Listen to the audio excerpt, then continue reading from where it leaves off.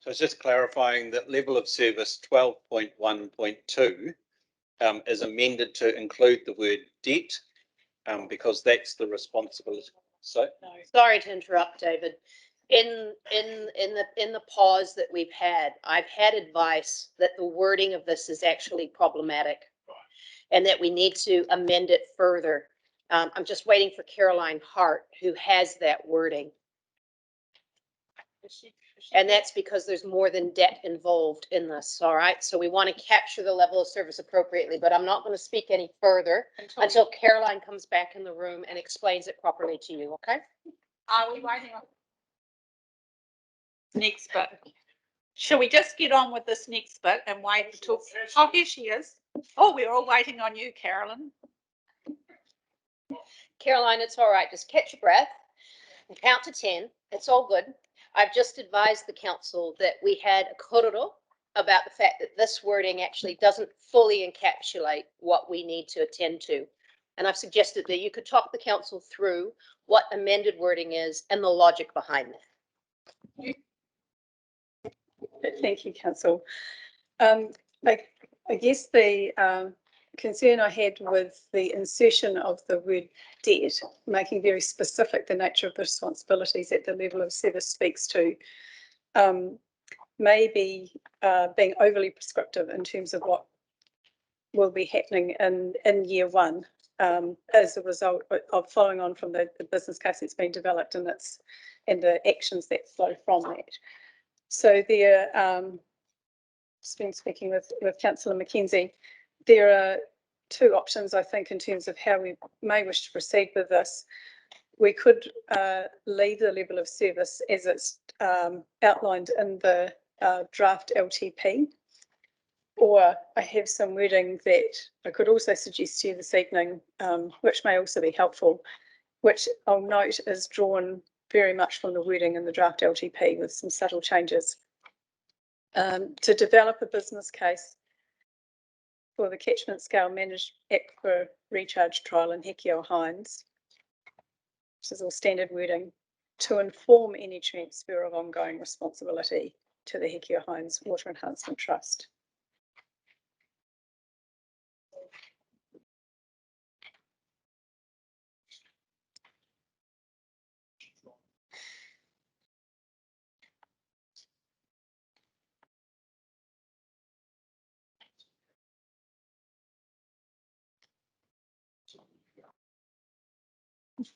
The wording that is going up on the screen now, you'll see is much less prescriptive than the motion than the level of service that considered or passed a few moments ago.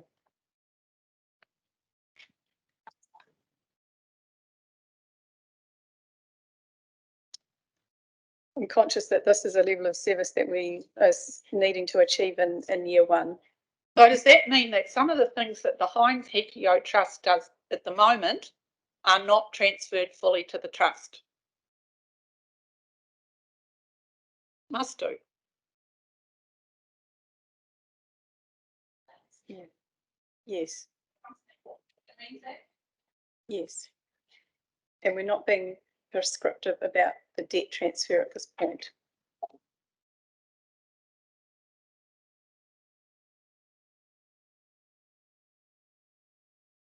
So does this cover both financial and environmental responsibility in terms of the way that's written? I think by leaving it open, this is not a legally binding clause. This is a performance measure for the council. So it's not going to be binding on the trust or Environment Canterbury in terms of those legal or environmental responsibilities under a consent. Yep. But I think just as a performance measure, I think might be a more prudent way to word it.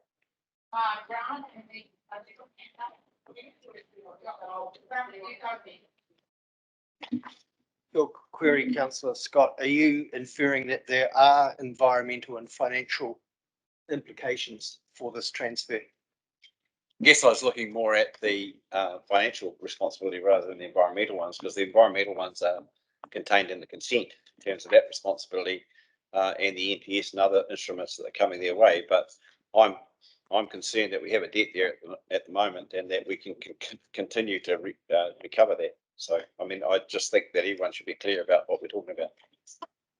Councillor Edge. Yeah, I would feel comfortable to be safe on both an environmental and financial aspect to put ongoing responsibility, environmental and financial matters. So that if there are, for example, environmental stuff, we're not limited.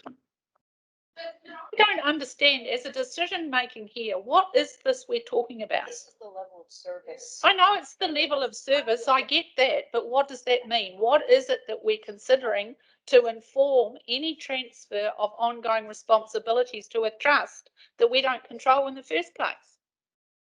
So hold on, can we just hear from staff? What is it that we're transferring? So perhaps I just go back a little bit. The wording that we've got in the level of service as drafted is putting the onus, if you like, on the development of the business case. Yes. That's what we thought. It is about the development of the business case which we are developing, presumably, for the trust. Is that right? Well, I still don't get it, but anyway.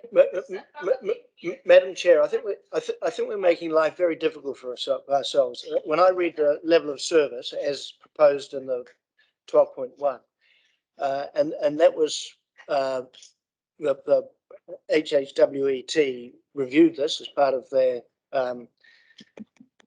submission to the LTP, and they were happy with this. And it would seem to me that it's the original wording is appropriate.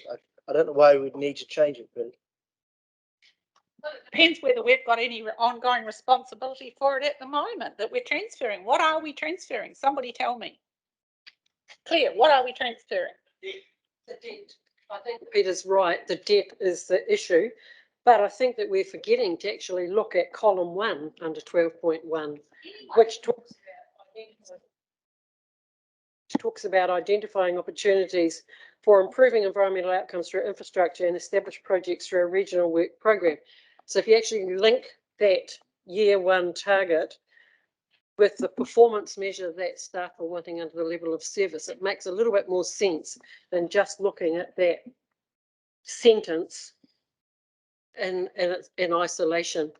And I'm with Peter. I believe that it is the financial. Why would the trust want the debt transferred to them when we get the debt paid back? Why would the case? It's not just transferring the debt, it's transferring the ongoing responsibility for the catchment scale trial. It's actually saying the trust is going to now be responsible for the ongoing trial. That includes the finances, the management, the meeting consent conditions, all those things. So it's no longer sitting with the regional council. It's sitting with the HHWET. And as far as I know, apart from Carolyn said her advice is that there's still some discussion around the transfer of the debt, what that's going to look like. But apart from that, most of this has already been done. Now, this is a LOS that has to be achieved in this year. So you've got to be, and I think we're trying to be bigger than Ben-Hur, and we could be here all night if we're going to keep arguing over pedantics like this. The LOS and the LTP discussion document seems to me to cover the issues. Well, I'm looking to Peter. You give us some advice, Peter, as elected members. Go. Look, and although I 100% believe what Councillor Mackenzie has said there as a trustee of this trust, I'm not aware of the process that they're going through. All I'm aware of is what we've got in front of us. All I'm aware of is that this council's got a debt down there, and we're looking at transferring that. And if I was a banker, I mean, this might be a level of service, but if I was a banker, if I had all the money, I'd be having some hard conversations. I'd be saying, hey, and by the way, we need this paid back. Frankly, with what was originally there, because they're a trust and they've got their own bloody, sorry, but this is the trial and it's coming up and that's what it's about. So why don't we just revert to what was there in the first place, Carolyn? I think that would be advisable compared to the amendment. Yeah.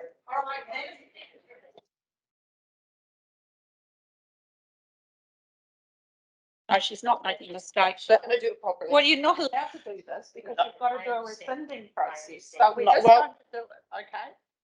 Right, just for process, before we had the break, there was an amendment to amend the level of service, which was moved by Chair Jenny, seconded by Councillor Edge. I'm going to give permission to withdraw it, and so's Councillor Edge, and all the rest of you are going to say you withdraw it too. Lovely. And all right, you've all agreed to withdraw it, and now we're replacing it with that, as it was. Okay, we're moving on. Thank you all very much. It's up to what Louise does in the minutes. She's been doing it for 30 years. She'll fix it up. All right. Thank you. She's excellent. All right. So thank you very much, Carolyn and David and everybody that participated in that. We're on to page, David, we're on to page 47, aren't we? We're looking at targeted rates, river rating district schemes. So I don't know that, will we get financial staff? Who has to speak to this? Because we had a really good advice on this yesterday. What do we need? Moved by Peter Scott, seconded by John Sunkel. Has anybody got any questions? Does anybody want to speak? Do staff want to give us any more advice? Okay, I'm putting the resolution. All those in favour, please say aye. Anybody against? No, it's carried. Thank you. We've done that one. We're now on to uniform annual general charge. We're turning to page 49, and I'll tell you what, we've got some other resolutions up here. Yeah. Were we going to do this now or wait till the end and approach this once we've done everything? I thought I was going on with doing this now. I just can't get my head around that not being the best process at the moment. So look, staff have had a good look at this in terms of what we're going to do. I'll just explain that now. We've got it up there on the screen, haven't we? If I can see where it is. Get to it, number 15.1. I'm going to move that week. I'm going to do what I said I would this morning, so you know what I'm doing, John. Okay, I'm noting that the UAGC rate in the consultation document is estimated 43.49. Oh, who made it go? Yes, you just have to watch it while I go through it. It's saying what we got yesterday, but it's a way to do it. So we're noting that, including GST being the proposed total rate revenue, plus civil defence at 1468, including Waitaki, totaling 58.7. Number 2, noting the review conducted by staff of the Council's financial framework and the resulting staff recommendation and advice of a level for the UAGC of 140.94 for the rate per rating unit, which was the advice we got earlier in the discussions. Noting that number 3, noting the range of submissions received following consultation, both in favour of an increase to the UAGC as well as those in favour of a decrease in the UAGC, and number 4, noting the risk of making a decision on the level of UAGC that is significantly beyond the scope of the amount provided in the consultation document. And then I'm going to move from the chair that council directs staff that, number 1, the level of UAGC shall be estimated at $43.9, that one there, and total of 58.17.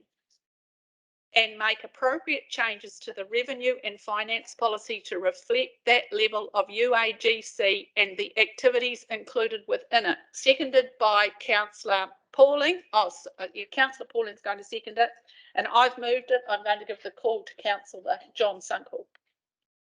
Thank you. I would like to make an amendment then to that motion, and I am in effect adding $25. So the new motion would read estimated at $68.49 inclusive of GST plus civil defence of $14.68 exclusive of Waitaki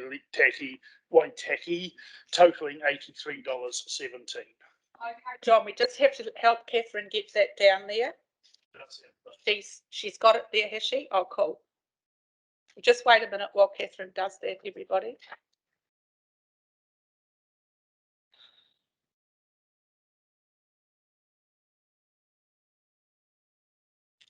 All right, that's moved by John, and who was seconding that? Claire? Claire, moved by John, seconded by Claire. Would you like to speak to that, John? Yes, please. Thank you. We've had a strong debate across a number of matters today, and yesterday when we sort of finished up, we had a potential rate rise, general rate of around 12%. And I was hopeful if we held that line that we could then do a quid pro quo, having reduced the general rate down by potentially 10-12%, that we could then add in $25 to the UAGC, and that would be somewhere near neutral for our lower economic folk, those paying around $300 to $400, and those at about $500 of rates would be somewhere neutral. I think in my adding up to this point, we've added another 3-point-something% to this point during the day to that figure, so we're slightly elevated. I guess my point is that we do represent all of Canterbury. And whilst we have maintained the majority of our wish list, our aspiration within the plan, and utilised opportunities to reduce if we agree with borrowing and some of the actions that we've taken and spreading, that we still have a significant impasse in our rural communities. And I would like to see that $25 added to reduce some of that impasse, whilst not significantly challenging our urban population. We can use figures of who agreed to an increase or wanted a decrease, and say that more people in the city wanted a decrease than an increase, and therefore, but we could say that if Greater Christchurch had 88% of our population, then 12% of our population in our rural areas statistically are really challenged. So I don't want to get into the details of debate. So I put it up there that we have reduced our top line, a headline rate from 24.5 down to it was 17, and hopefully a bit lower with some borrowing, and that there is an opportunity to spread some of that cost and give some relief to those rural communities. So I'll leave it at that point. Thank you. Thank you, John. Who else would like to speak for and against? Claire, do you want to speak now? Do you want to reserve your right? You'll speak later. Who would like to speak? Vicky? So I'll speak against this one. I take issue with the notion that everyone in the rural community is going to benefit from this proposed change.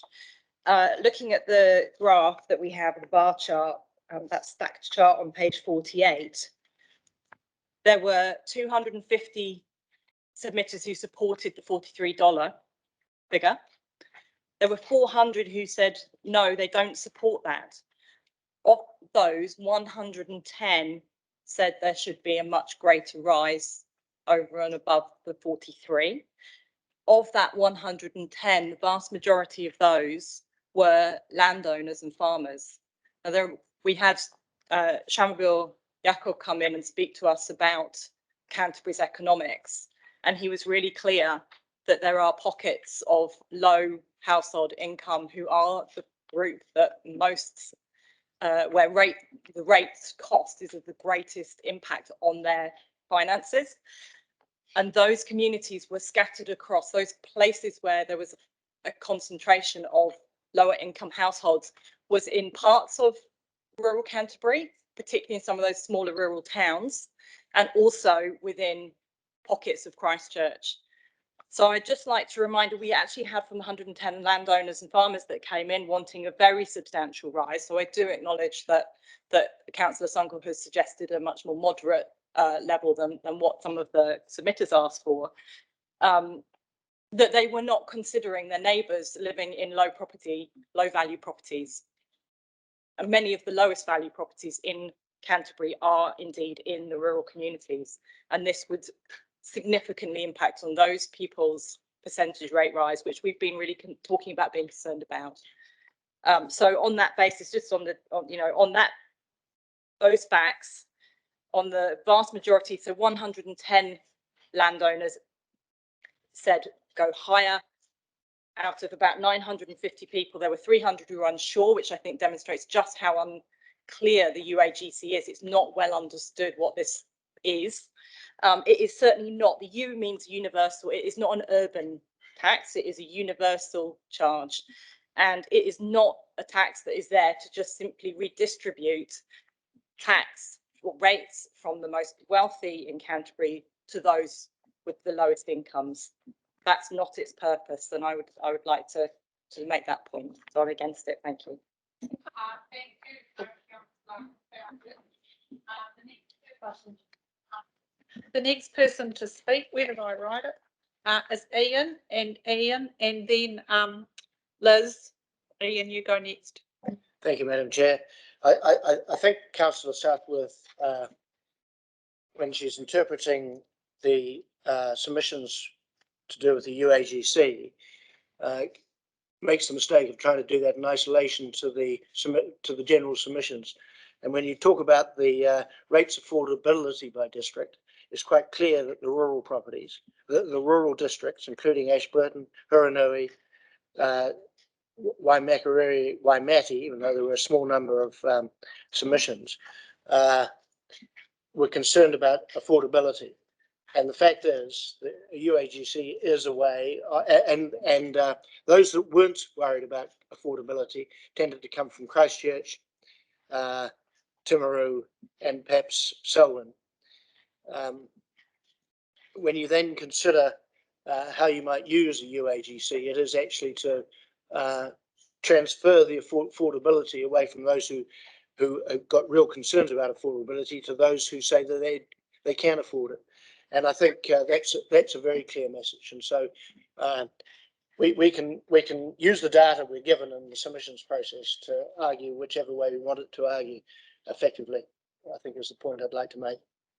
Thank you, Ian. The next person was Liz. Yeah. Yes, I would like to speak against the amendment to increase the UAGC. Councillor Ian Mackenzie has made a slight mistake in what he says, because when he talks about rural, he's talking about rural farms, which are of fairly high value. Now, a high UAGC is actually going to affect the small rural towns, the residential sections in those small rural towns the most, even more than the Christchurch city. So those people will be paying far more, and they are often first home owners, and they're people who can't afford to live in the big cities. Raising the UAGC does not raise any more money, it just changes who pays. And I note that the opponents to UAGC that submitted to us were those with the highest capital value properties, and included a National Business Review rich lister as well. The UAGC is a flat tax, it's a poll tax, it's a regressive tax.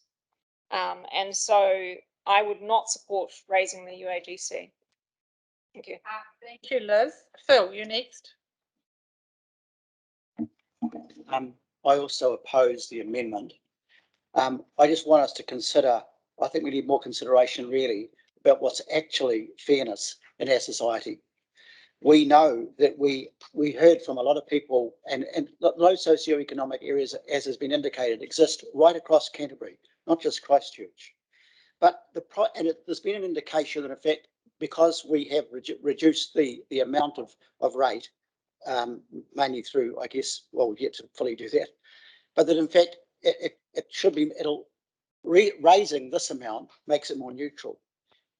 In my view, there's no way that raising the UAGC makes it neutral for a person who's already on a benefit and can't afford to pay their rates or their rents. And we are actually dealing with, I think, quite a mean tool. It is a regressive tax. It is, in my view, it is far from fair. I guess I leaned over backwards in terms of eventually agreeing to the total of $58. And you see, the impact of poverty in Canterbury is real, very real. Today, our government increased benefits for people massively. And about damn time too. However, if the effect of this UAGC actually has a whack at the poorest people. So are we in local government doing something actually which is quite contradictory to what I think our Labor government, a brave change they made today.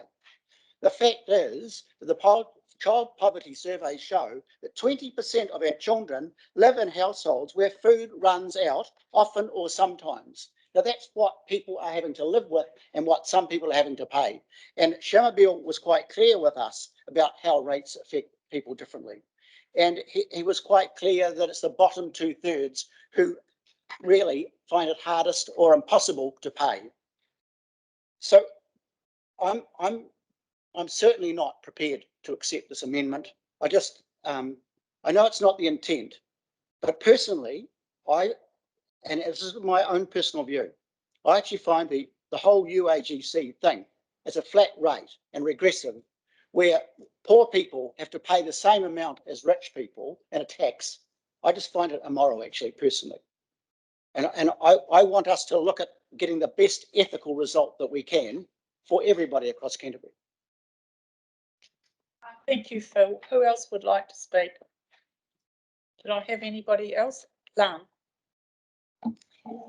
Yeah, thank you. I guess my views, this has been a really interesting journey, I guess, and it's been really great hearing submitters' thoughts on this. I think in short, you know, I'm coming to the view that I disagree with the UAGC as a rating tool. Like, it's pretty simple for the reasons that have been outlined. I don't think, in line with Councillor Southworth, that submissions have demonstrated that we really have a mandate to actually make change here. In saying that I disagree with the UAGC as a lever, I am willing to stick with where the status quo has been. I also want to address what many submitters said about Environment Canterbury being one of the lowest regional councils in terms of how we apply the UAGC, and that seemed to miss the point that 3 other councils, regional councils in New Zealand, don't use it at all. And it's been highlighted that it is actually the discussion on how to apply it can actually tear communities apart. And I think as governors, we want to avoid that as much as possible. I also, you know, like with Councillor Mackenzie's comments about transferring affordability away from those who say they can't afford it to those who say they can. And I think I really struggle with that, particularly when we heard some really clear submissions, as Councillor Elizabeth Mackenzie mentioned, from very high value properties and rich listers. That Let's got to get this sorted. Got it, Ian. I can hear you. Properly. Yeah. So that really, concerns me, and I think it just showed that there are people out there in our community that are focused on themselves and their own dollars, and I'm really uncomfortable with UAGC, so I'll be voting against this motion. Thank you, Councillor Lan. Councillor Grant. Yes, I can't support this amendment either. The proposal that went out with the consultation document was derived at by an extensive analysis and thought process, as one of the first things that we looked at in developing the LTP. My constituents are both rural and urban, and I believe that we landed at a very fair rate at 43.49, and so to my mind it was a balanced approach, considering the conversations that we've just had from other councillors. So that's my position at the moment. Like to speak, Megan. This has been quite an interesting experience. And I said right at the beginning of the day that for me, the overarching theme throughout the submissions was about who pays. And there was strong support for doing more in the environmental space from some parts of the community, and actually from most parts of the community to do more. But also the question of affordability continually came up. And the UAGC doesn't take away from that in any way. It's still about affordability because it is universal. But there was, as I said this morning, significant split between the rural and the urban community. Look, we're using very broad terms here and acknowledge what others have said in terms of some of our lower value properties in rural communities too.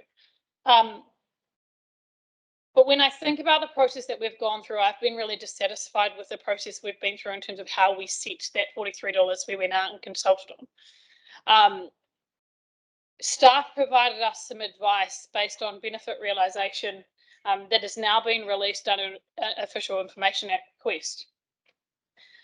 Their advice was that we could justify certain programs of work as having universal benefit, and therefore everyone should contribute to paying. And so that's my starting place, is that when I go through and I think about each of the programs, who benefits from this, and therefore who should pay. Then you overlay the affordability piece and you say, okay, so we have to make a political judgment here about affordability. And we made some of those judgments in a briefing that wasn't in public.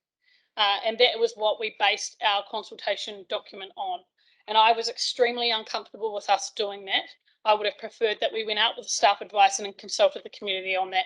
And we would have, I believe we would have had a different conversation on the basis that all of the information would have been presented, including where we were at relative to other regional councils in terms of this funding lever and the likes. And so for me, I go back to these examples that we've been given, and I've been through spreadsheet after spreadsheet of examples of UAGCs, how we've apportioned different projects and funding, whether they be 50-50, whether they be 100% benefit, and how we make those judgment calls.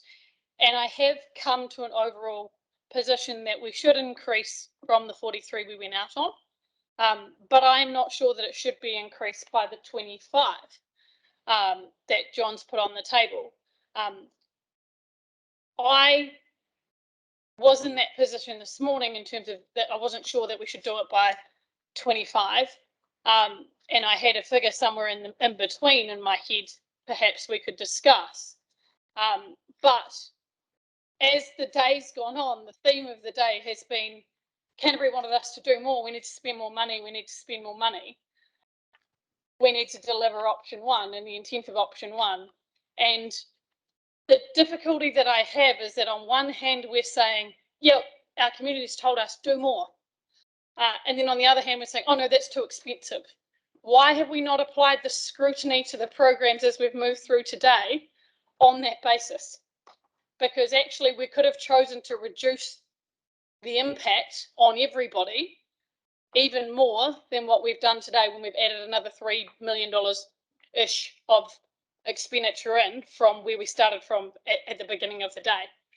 And so I'm really conflicted here because on one hand, I agree we should not go to 140. I agree that we need to balance very carefully politically. But when I have to go through and make some of these calls, the affordability piece falls a little bit flat for me when colleagues around the table have been prepared to spend a lot of money on different programs, but now aren't prepared to ask their ratepayers to pay for it. And so that makes me feel really disappointed that we haven't been able to make some compromise in this space when there has been significant compromise elsewhere in this debate by many members around this table who are perhaps more on my side of the debate in terms of the UAGC. And so I just ask people to reflect on that when they make this decision and reflect on the give and take that we all do as councillors for all of Canterbury when we make this decision. We are going against staff advice. We are making a political call here. And when we make political calls, we think about, for me, we think about the ratepayers across all of Canterbury, and we think about the give and take that our colleagues have made in the context of that debate. Thanks. Thank you, Megan. Who's going next? Peter Scott.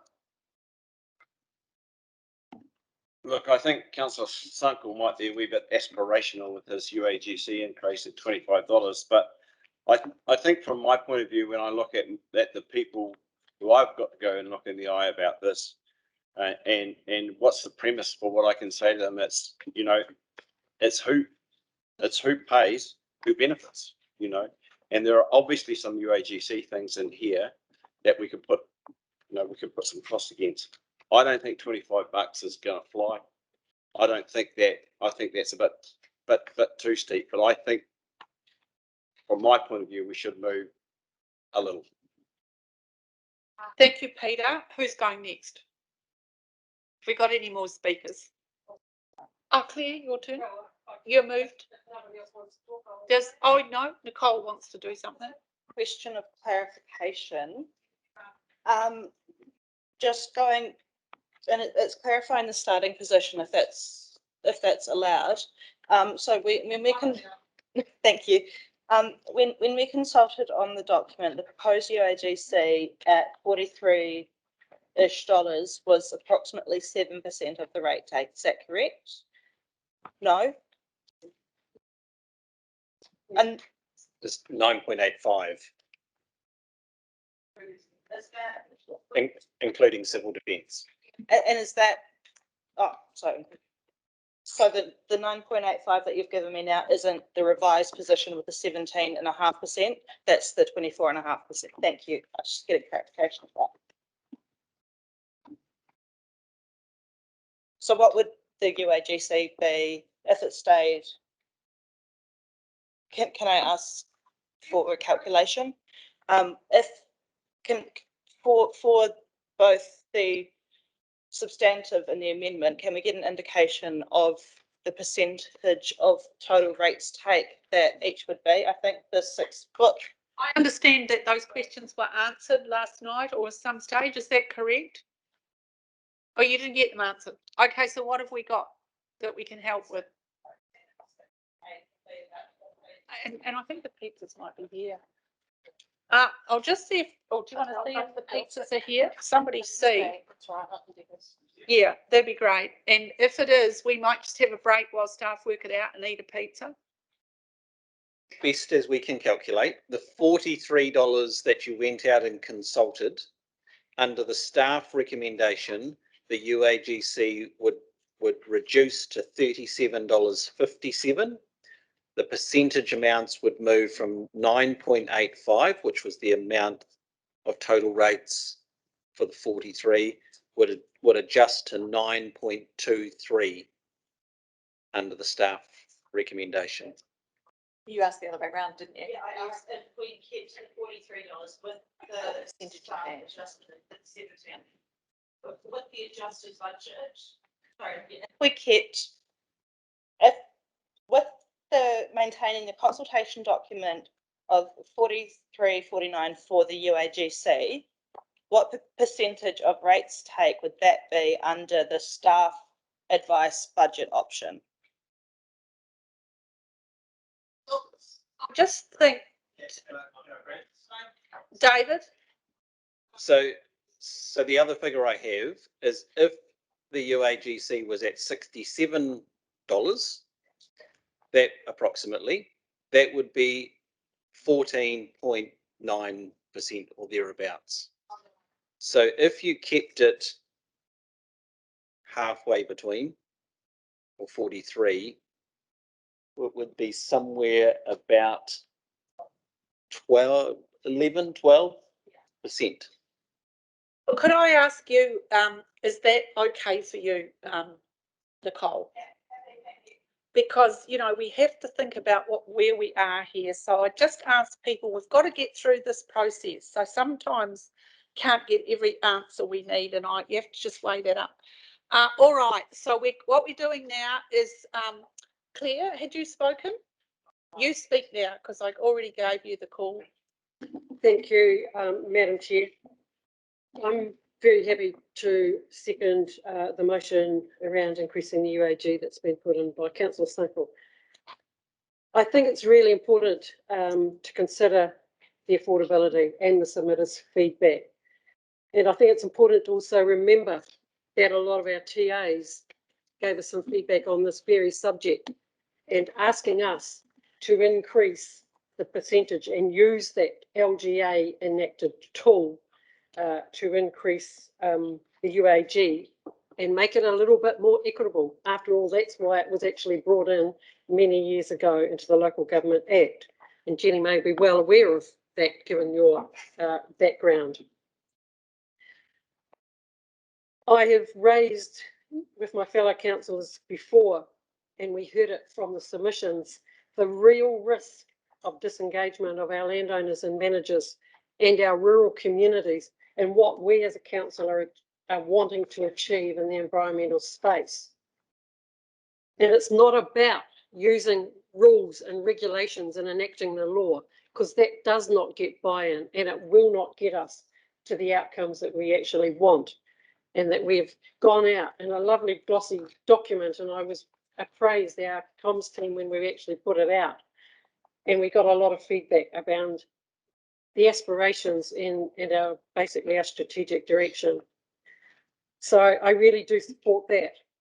For me, and for a lot of those people who provided information around this, it's around who pays. We have a strong culture in this council around user pays. We hear it all the time at this table, but we're not hearing it now. We're not hearing it when we want to use a UAG for people-focused and public good programs. And I really do ask you to sit down and consider before you actually vote around this.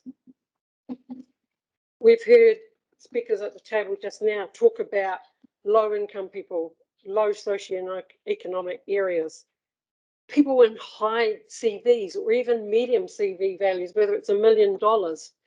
It's not relative to the income. We've got pensioners that sit everywhere around the area, sitting in houses that over the years, 40, 50 years, have increased in value. And their incomes haven't increased. We have got farms doing the same. We have got something like 18,000 farms in Canterbury. We've had a lot of messages, I think, in the submissions suggesting that dairy farmers are very rich. Well, they couldn't be further from the truth. I'm one of those people, and I know that people on our farm are under bank management. I just think also we had a very emphatic and a very good submission from a person called Richard Shaw, who came from Cheviot, if my memory serves me correct. He wasn't a farmer. He owns a 100-hectare block or thereabouts of all of regenerating Indigenous forest, and he lives on another little block. He made an impassioned plea as just a person who lived rurally but had I think it was a global business, to look at UEG and spreading this a bit more fairly. I do think that we need to be looking at maximising the percentage of UAG as a percentage of our total rate income and increasing that, and I support the amended motion that's been put on the table here in that respect. I think that's where I'll finish with fair. Thank you, Councillor Mackay. Councillor Sunkel, would you like to have Ryder reply? Thank you, Matt. Thank you very much. Briefly, Councillor Mackay has quite eloquently counted a number of the points that have made. I just finish off. Yes, it does redistribute some of the cost, but if we want to be governors for Canterbury and have an expectation of what we will achieve for Canterbury, then Canterbury does need to pay its share.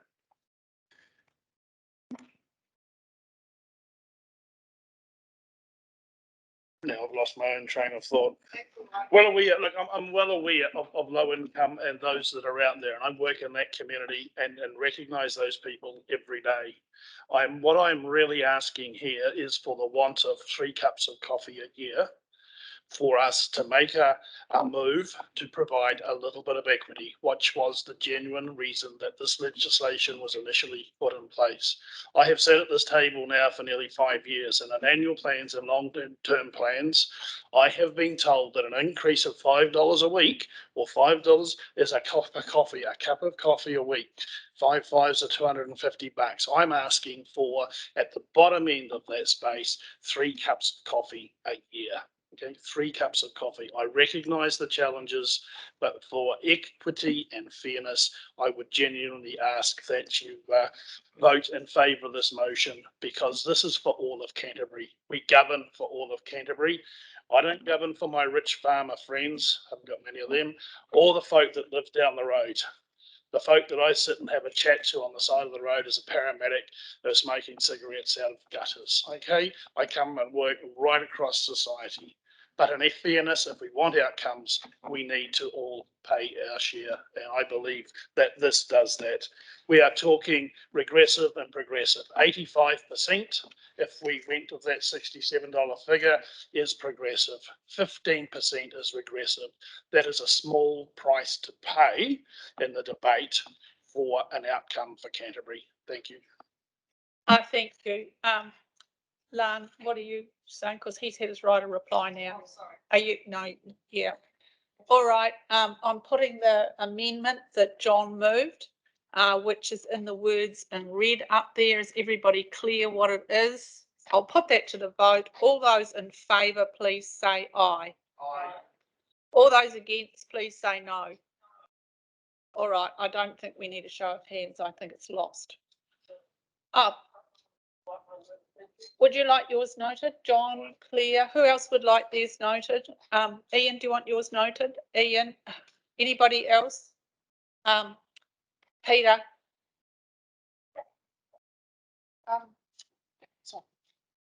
We're noting people who voted against it. Sorry, did I do it wrong? No, you didn't. No, who voted for it? Yes. Sorry. No, that's all right. I just sorry to give it time. You sort it. I want one noted. I just want to know who wants their vote noted. So that's, sorry, Councillor Sunkel, Councillor Mackay, Councillor Hands, Councillor Scott. And Councillor Ian. And you supported it. Yes. So I just want to make sure.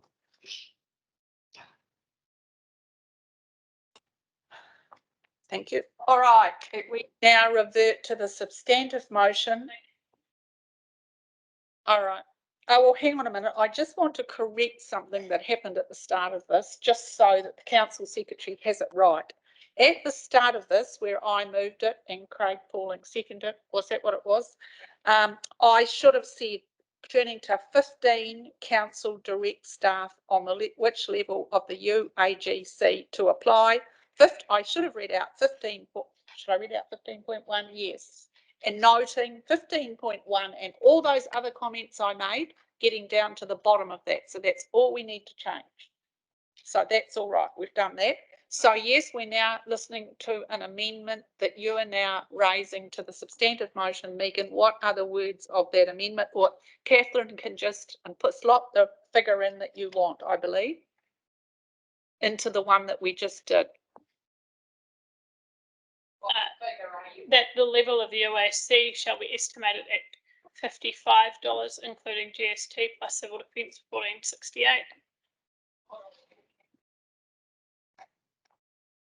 And someone else can do the maths for me who has a maths brain. No.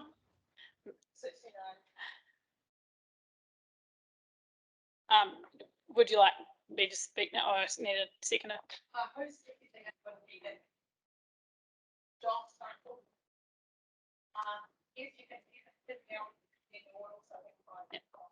Look, I don't want to rehash the arguments that I've already covered, because I think they stand for this amendment too. I will repeat what Councillor Sunkel just said in his right of reply around wanting a bit more give here, and around the, now I've lost my train of thought, and around the amount of money that we're talking here. I've proposed 55. In my earlier comments, I said I had a figure in my head this morning about somewhere in the middle. This for me is somewhere in the middle. It equates to 23 cents per week additional on what we consulted on, so it's not a huge amount. The other comment I didn't make at the start is that we often talk in local government about the inadequacy of the funding tools available to us, and the constraints that places on our organisation and our staff as we seek to achieve the outcomes government and communities expect of us.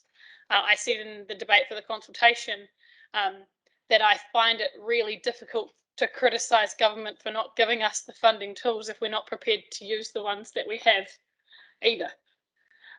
And so given that, and given that we're about to go into local government review as well, which will include funding, and there will be an opportunity for that discussion too, I just want us to use a little bit more of this mechanism that is available to us in a year where we have pushed the boat out significantly in terms of increasing the programs that we are doing.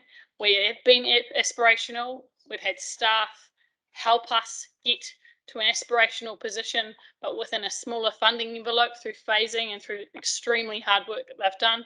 And I would just like us to add this one last little piece to try and help address some of the who pays that we heard so strongly through the submissions through this process. Thank you, Lan. Thank you, Megan. Lan, I think you were indicating you wanted to speak, were you? Oh, is it time or did she? No, she's got a seconder. It's John Sunkel. We already did that. Yeah, thank you. No, I'm happy to speak. Yeah, I just want to speak against this motion. Sorry, this amendment. I do really want to just reflect on the call for equity here, because often equality and equity is confused, and equality means an individual of a group is given or asked of the same amount of resources and opportunities, and that's essentially what we're saying with the UAGC now. But John, Councillor Sunkel, you were calling for equity, and equity recognises that each person has a different amount of circumstances and a different amount of resources, and they contribute accordingly. Capital value is a blunt tool, but it is about Canterbury paying its fair share. That is what it is. UAGC is not. It's about equality, and it unfortunately punishes those who are our lowest income people. And as the Tumu Taiao Health Council said, Health and Climate Council emphasised in their submission, that affordability should be dictated by the lower socio-economic groups, and the burden of any increased rates that they will bear needs to be borne in mind at all times. And that's why I do not support this motion. Thank you. Thank you, Councillor Peter Scott. Madam Chair, can I just remind councillors that in these cases that have been put before us in terms of inequity, inequality, unaffordability, that we do have a remissions process that people can use for that, and we should encourage that. And so we're not holding guns to anyone's heads here. We're trying to look at a fair way. Like, if you use it, you pay for it. We expect everyone to do that. And I just think that, you know, what is this, $1 a day, $1 a week? Okay, have you finished? Or are you keeping going? Oh, you're done. Okay, Vicky, you're next, and then Ian, then Phil.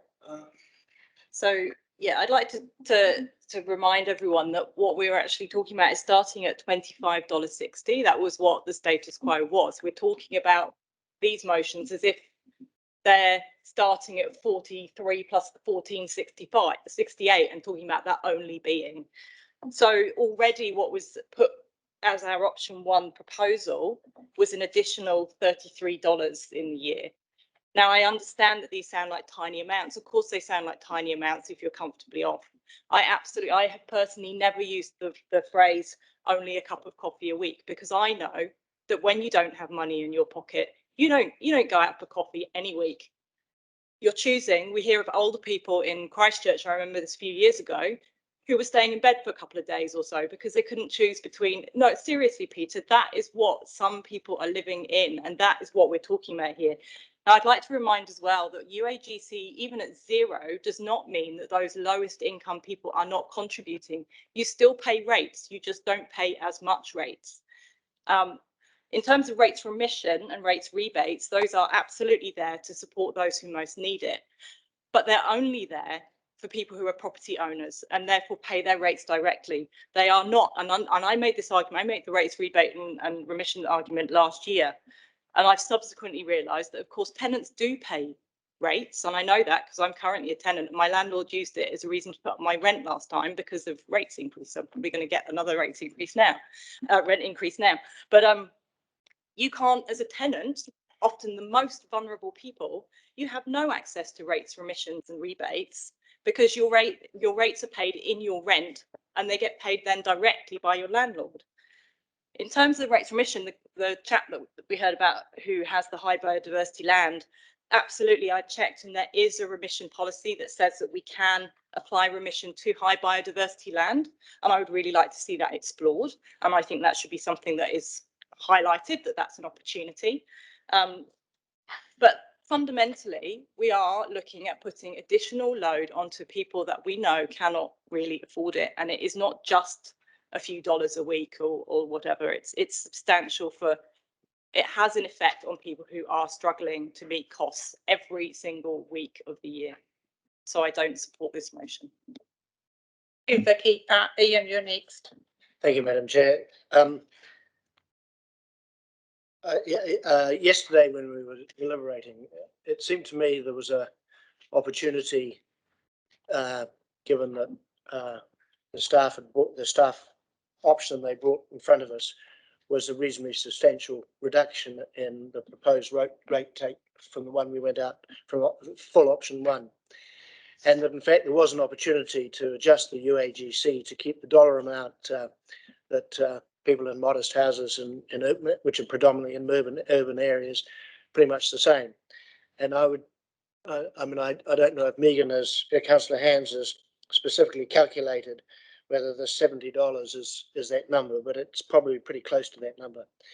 And I thought there was some merit in that argument.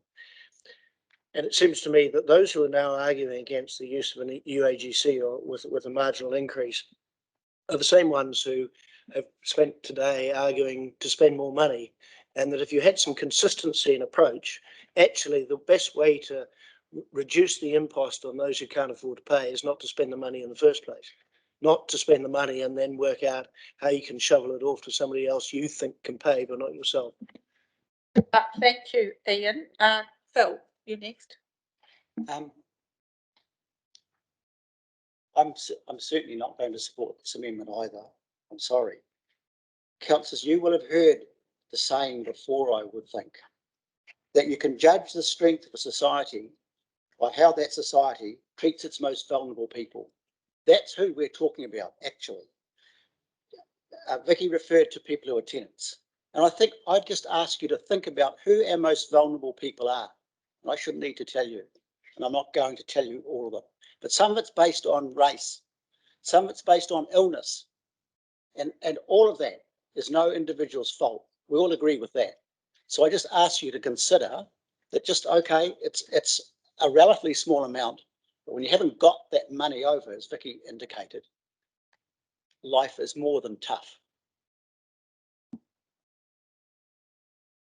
You next. Thank you very much. Look, I think Ian's probably encapsulated some of what I wanted to say. I too am really, really surprised that we are now having this argument around UAG and the vulnerable people and the low income people. I understand vulnerable people and low income people, but we're actually having an argument when we've actually gone out. And I didn't support this going out, as most of you know. with that type of increase, rate increase. If we had gone out with something reasonable, we wouldn't be having this argument. So I too find it quite absolutely, it floors me actually that we're having a real pushback when people on one hand during the day have wanted a whole lot of extra put in, increasing stuff, and now they're actually pushing back on a UAGC going up. It's just beyond. I just really want to reiterate, this is about benefit realisation. We haven't done it. It's about user pays, public good and people focused stuff. Thank you, Claire. Yvette, did I hear you would like to say something, or do you want to speak? Kia ora. Look, when you talk about equity and equality within communities, in my years of experience, I have seen equality and equity across both communities. And I have seen within the rural the very thing that Claire is saying. I see it in my own people. My people live in the rural area. Some have multi-million-dollar houses, some don't. My people also live in the cities. Some of them have multi-million-dollar houses. Some of them don't. Some of them are in the streets of Sydenham begging for money. Some of them in the rural area are also begging and relying on their whānau to be able to support them. I do not like to see the divide of community. Canterbury is made up of both urban and rural. No matter what colour your skin is, no matter what religion you come from, no matter what employment you have, you are right across the spectrum in the community. And the one thing that breaks down equality within communities is when you start making that division. I was happy after I heard you all yesterday sitting with your decision on UDC. And now we're discussing it again. I liked in the submissions from the other councils that they gave us direction within their submissions in terms of they were concerned about our high hike in rates, and they gave us suggestions in terms of how they have used the different tools that were there. I don't think that is something that we should lightly dismiss in terms of the evidence or, what has been given to us to consider. But, I'm asking you to think about, and again, it's just like the other discussion, when you start bringing money into the equation, I'm asking you to think about people, and I'm asking you to think about people that go right across the communities. Rural and urban deserve equality. And yes, some do. Farms are multi-million. We hear that they're the backbone of this country. Again, it's the breakdown of central government in terms of what they put on this country, and this is my personal view, that breaks down that level of community. We need to work with our communities to be able to find equality within there and to find a reasonable rate that goes right across for people, not property. Thank you, Yvette. Liz, would you like to say something? Yeah, I just want to raise something that hasn't really been touched on. Much has been made of the fact that there were a lot of submissions, asking for an increase, and there were a lot asking for a decrease as well. But I think people need to remember that there's a bunch of people missing from the submission process, and those are our working poor. They don't have time to submit because they're working. And those working poor are actually in our rural towns and in our urban towns. They're right across. And after we're elected to Environment Canterbury, we take an oath to perform our duties in the interests of the whole region. We need to think about not only those people who have submitted, but we need to think about the people who were not able to submit. So in my opinion, I would prefer no UAGC, but I certainly would not support any increase from what we've got proposed now. Thank you, councillor. Tane. I certainly don't like speaking any time within 5 minutes of Yvette.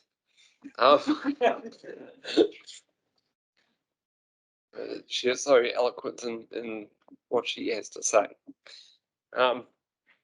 Look, I'm speaking in support of this because when all is said and done, 85% of the rates imposed will still be on the capital rate and targeted rates. This makes up less than 15% of what is going to be burdened on our society as it is. Then we talk about public goods, and I'm a big advocate for public good.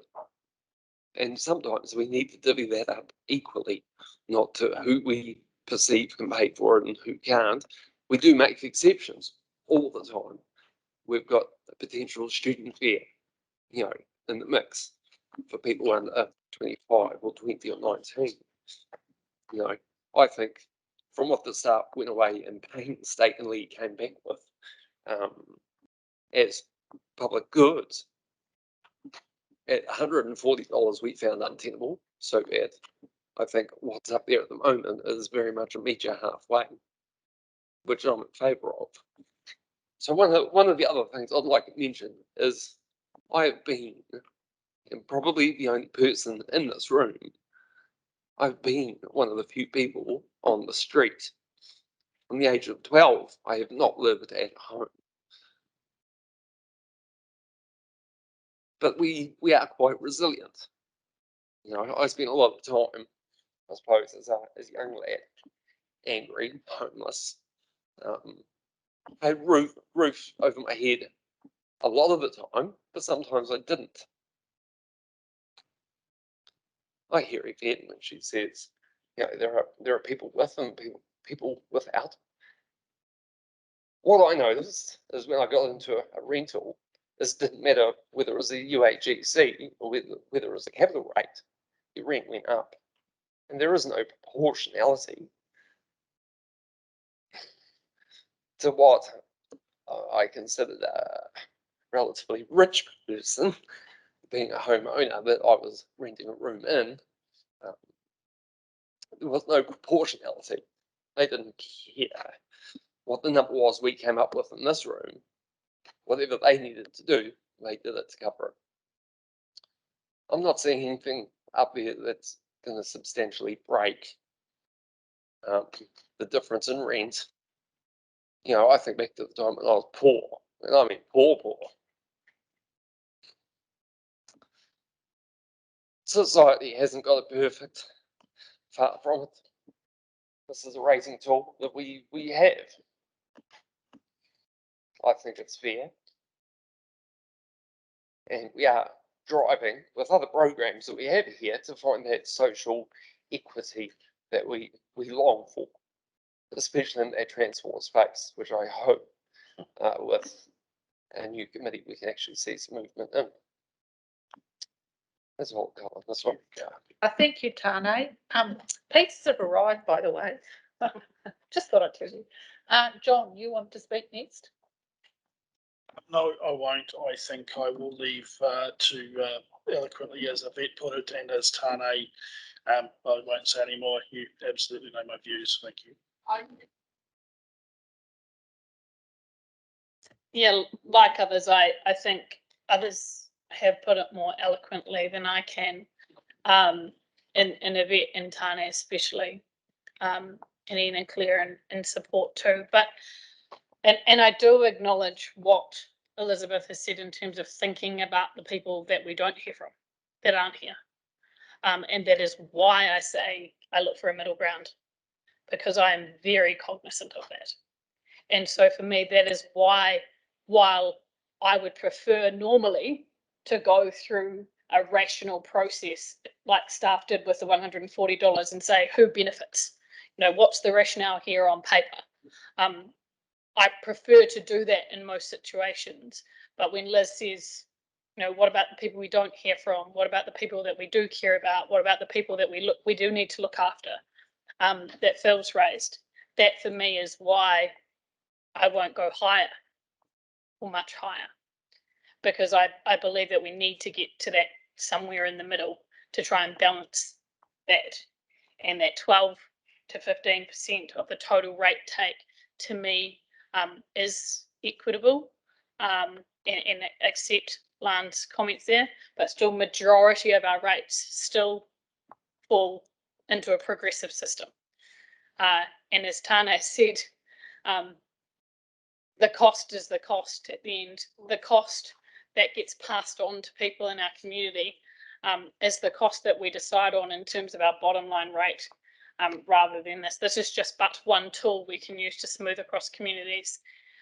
And so I'm just asking, when people cast their vote on this motion, that they consider the things that Yvette and Tane have said, and others. I have moved significantly in my mind around the way in which to assess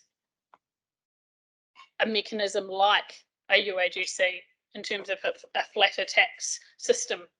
And I ask others to consider setting aside their previously formed political views on this and think it through on the basis of those arguments, and think it through as governors for all of Canterbury, rather than the way in which you might have thought about it before. That's what I've done. And I hope that others can just take a moment, even if we need to have a breather for a minute and just think, to consider that before they cast the vote. Thanks. Just going to say something.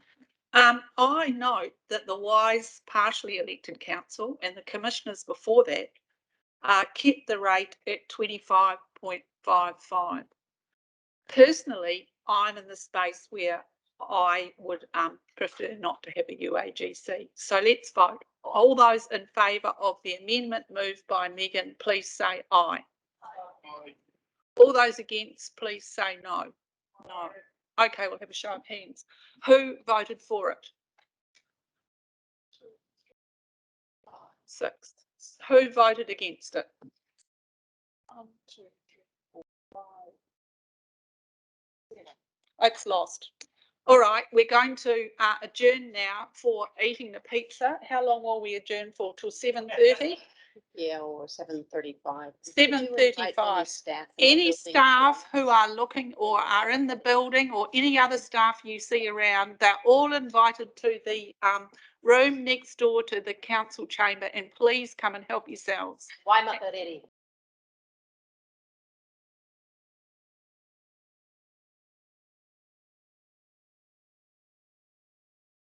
Very much to staff and everybody who ordered the pizzas. I think that refueled us. We'll just keep going for a bit here. Where we're up to now is we're still on page 49. I just have to move the substantive motion, don't I? That was moved by myself and seconded by Craig. So I'm going to move that. And where have we got that up on the screen so you can all see what it is? Yeah. Council direct staff, just move it down, Catherine, a bit, I think. So it's reverted to the number 15.2 on page 49 at the bottom. See? All right, I'm putting that as a substantive motion, moved by me, seconded by Craig. All those in favour, please say aye. Aye. Against? Claire's against. Do you want that recorded, Claire? Anybody else against wanting it recorded? No. All right, we're moving on. Thank you all very much, but particularly thanks, staff. We're moving on to borrowing now. I just think we might just have a few words from Catherine about borrowing, if you don't mind, or maybe Catherine, this Catherine over here. Catherine McMillan, this Catherine. And if maybe you could just sort of truncate the advice you gave us yesterday around the 17%, and particularly that example you had on the big sheet where you presented some borrowing options, and we looked at there was a bit of talk around I think you said the 6.323 million or whatever it was for the first year. If you want to just give us some advice around that, thanks. So the program that we've gone out to consult on is the freshwater regulatory framework, and we went out with 3 years of potential borrowing, which would take a total of 20 million. Yesterday, we looked at what that option would look like if we, rather than borrowing the full amount, which was quite difficult for the program to handle, the one we spent a bit of time talking about was if we borrowed the first year, which is 6.237 million. And that will drop the rate by about 5%, and we'll spread that across to the next years.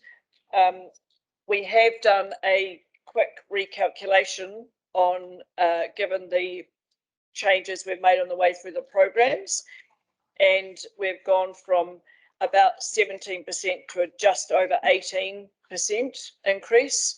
And so if, for example, you chose to borrow that first year of 6.237 million, it would drop the rate increase down to about 13%. So it would take the 18.2 that we've done on a calculation down to just over 13. My mind, honestly, my maths is normally pretty good. Maths and I are pretty good friends, but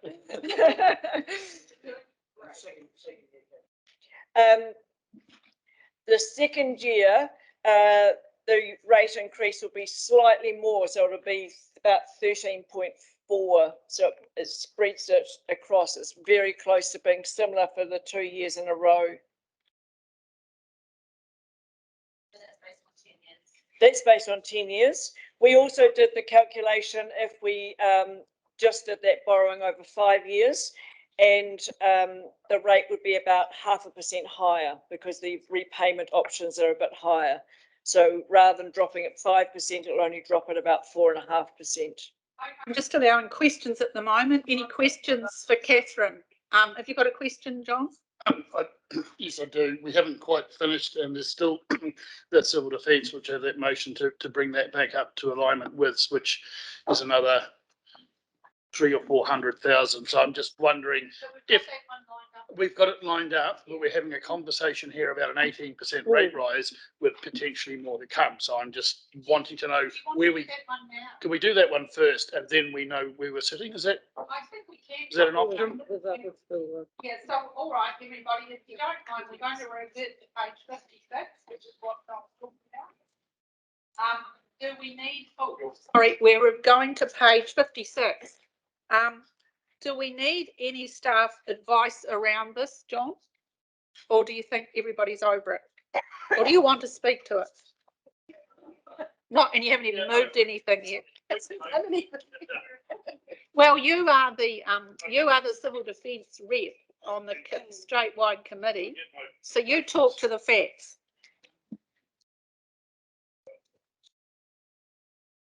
Thank you very much. I have spoken to this yesterday and this morning in our conversations. Very simply, the Joint Committee made a recommendation that we should reinstate our reserves, given the things that happen in Canterbury on a regular basis. Staff's advice is that we spread that over 4 years. I clearly remember the conversation we had at Joint going, 4 years is a long time in the life of incidents in Canterbury, and we would like to see it basically put back in place in 2 years. So that was a genuine conversation that we had. So I do have an amendment to the motion, which is up there in red, to maintain CDM reserves funded from the targeted annual general charge as recommended by the Canterbury Joint Committee, being 650,000 in year 1, 750,000 in year 2, and an amount in year 3 to restore the reserve to 750,000 in a positive balance. So what we're doing is bringing it back to restoring them in 2 years, as opposed to the 4 that was the advice of staff. Okay, have you got a seconder? We'll just take that at the moment. Nicole, you're seconding that. Just before we carry on with that, I've just got a bit of an unusual step back here. In terms of moving to 17, that means if we move 7.1 now, there's no question in anyone's mind of utilising the reserves in a different way, given that we've gone up to 18. No, well, we basically haven't anymore, but I mean, going up, we went back to 18% from 17. We're going to reduce that with the borrowing with this 6.23 mil for year 1. I suspect we have to vote on it. It seems like we might, but I'm just trying to turn in terms of scenarios. Do we want to do this now, or shall we just do the civil defence one now, go back to the borrowing and then come back to this? Yes, I think that might be good. So, all right, we're just moving 7.3, the one that John's just moved, and it's 17.3. Sorry, Madam Chair. Councillor Cycles really is an amendment to 17.3. It is. Do we need to have a mover and a seconder? For the first one. For the first one to get it I going? can move it, we do. I'm moving it, seconded by Councillor Peter Scott. And now I'm asking. Moved and seconded. John, for the amendment. John, you've moved Yep, it and yep. seconded it. That was correct. This is what happens at 7:45 after I've been chairing for 3 days in a row. Yep. All right, so now I want to know, does anybody want, oh, it might be good if people could hear me, it might be better if they didn't.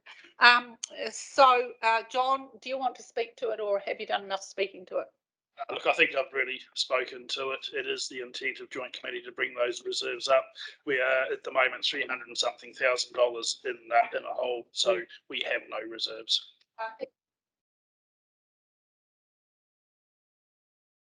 The clarification. So just because the amended motion is different to what's in the thing. Yeah. So, and John might be able to answer it, but his staff can help as well. But so by going to 650 and then 750 and then 750, what is the cost per year in that we're adding to the budget? Is it 375 or what? Can you someone tell me what it is?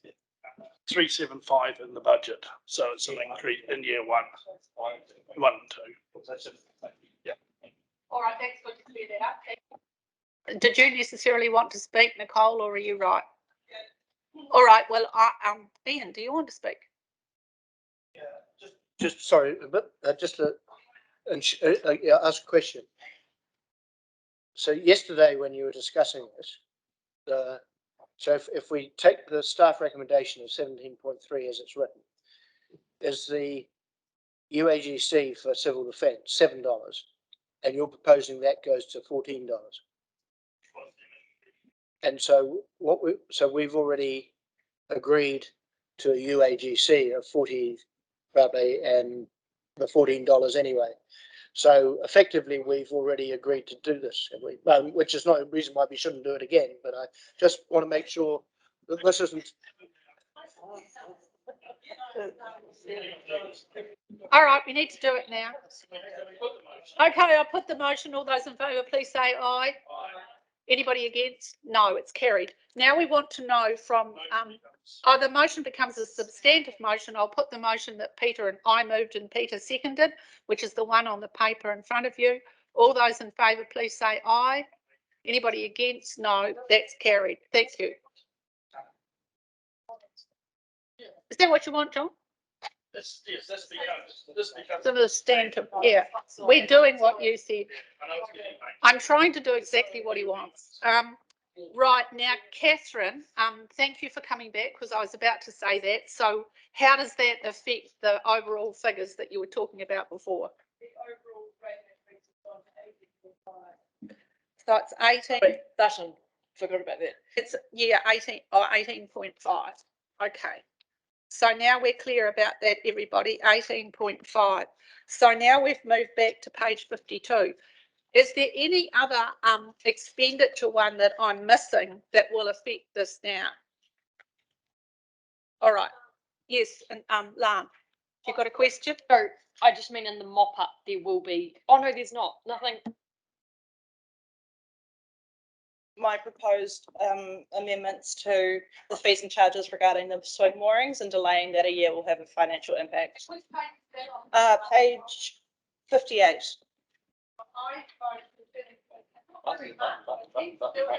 Button, Jenna. Oh, well, it isn't very much. It's a small amount, but perhaps for consistency, we should turn to that now if people will bear with us. So we're moving, I'm moving 18, which is on page 58. It's through an amendment, so it would be 18.1 and yeah. Yeah, cool. Right, but I'm moving. Just your button, sorry, Jenny, I stole it. Then, and I'll move this in addition. Actually, oh shit, how's she? That's not an amendment to what I'm amending. That's not an amendment. Oh, well, I'll write those words in that you had in the rest with the exception of, and then we'll write, add those ones, eh? Is that going to make it right? We could move 18 with this one, isn't it? Yeah, I'll do that then, as long as the meeting doesn't come and tell me that's completely wrong. I'm going to move then that council direct staff to maintain the fees and charges policy as proposed in the long-term plan. And 18.1, council direct staff to delay the adoption of the new swing mooring charge for, but the trouble is, what if that defeats, then we'll revert. That's not good. Okay. No, I'm going to move council direct staff to maintain the fees and charges policy as proposed in the draft long-term plan. Who's going to second it? Peter Scott's going to second that. Nicole, you're going to move an amendment now saying that you want to, in addition to that, the variation to that first one, the variation to that one is that our staff are directed to delay the adoption of the new swing mooring charge for etc. And then right, is that makes sense? I think that's moved by Nicole, seconded by who? Who's seconding your resolution? Nicole and Ian. Nicole, do you want to speak to that? Oh, Jessie, do you want to say something? If you want some staff advice on this, I can. Ian Fox is online on Teams. Ian has provided me with an email, but he might be best to speak to it. Ian, if you're available to speak to that. We had advice on this last night too, didn't we? On the page that we got sent out to us. Yeah, you would like to speak? Then go ahead.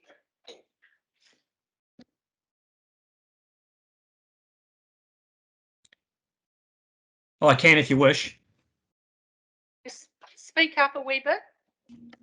Okay, how's that now? It's good enough. We'll listen very carefully. Thank you. Okay, so the issue here is that Littleton Port Company doesn't really have anything to do with this. They don't own any swing moorings, nor are any in their operational area, and this is outside their core business. We've actually discussed this kind of thing with LPC in the past, and they've always said they have no interest in doing anything that isn't their core business.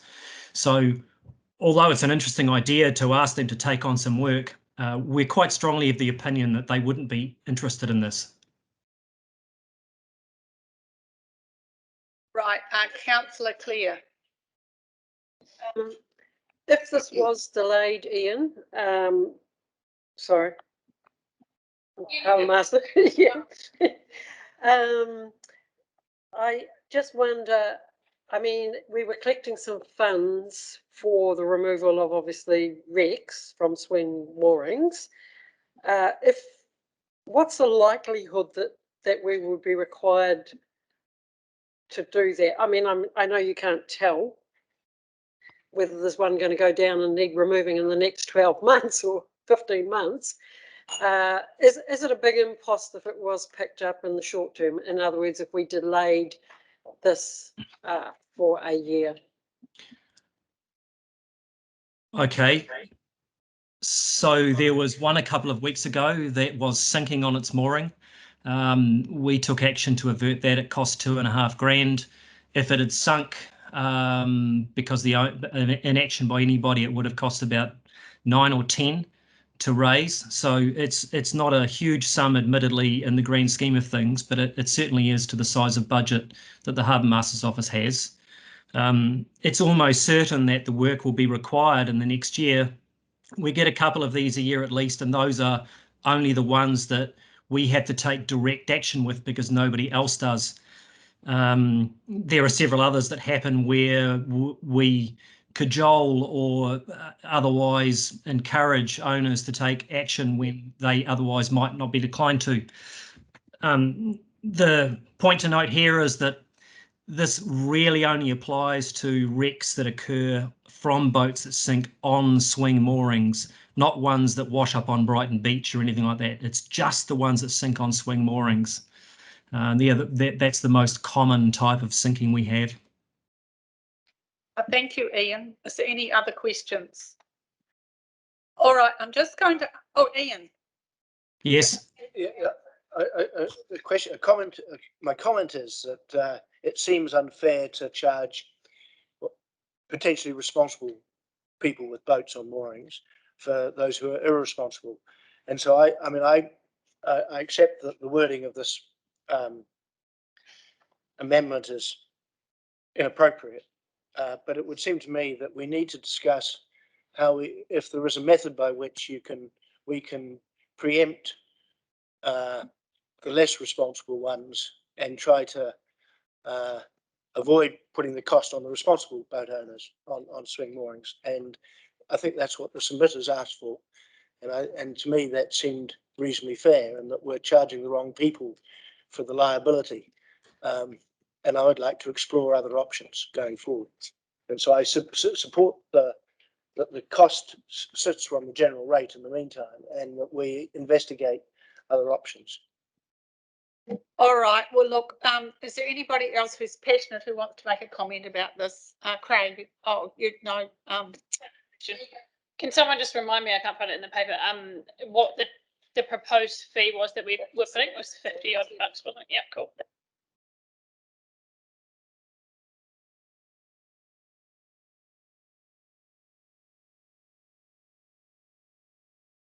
Thank you. All right, anybody wish to speak? Craig. Yeah, I mean, I was sort of taken by the submissions on this too, just for, taking it at face value, looking at the, was it fair or not? So that's, I sort of support what Ian is saying as well. I saw the intent of what we're trying to do here. I feel that, we have reserves and other things to sort of insure ourselves against, poor action all over the place. So I think this sits better in the general rate myself. That's what I think, but I'm interested in the discussion. Cool. So, Vicky, have you got something? Well, just that something that I don't know if this is, it's not something we necessarily can action now, but I have thought previously it would be, and I know it's got up to government before as a remit to suggest a boat licensing scheme, but it does seem like perhaps that's, something that really could be a better place to have, something like the car schemes where we're all registered, we contribute, and it's a more fair way of dealing with these things. But I just wonder if Catherine back there, have you got any real creative solution to this? Seeing you're the boss in this area, or are you? I think you are. What do you reckon?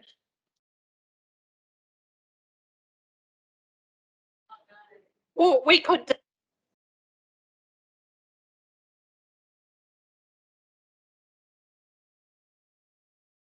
That's just putting off the inevitable. Well, hold on, just Peter, you've got a suggestion. Well, as Ian pointed out, these things occur and they're not predictable. The cost if they do sink is $10,000, so there's an impossible of $20,000 a year.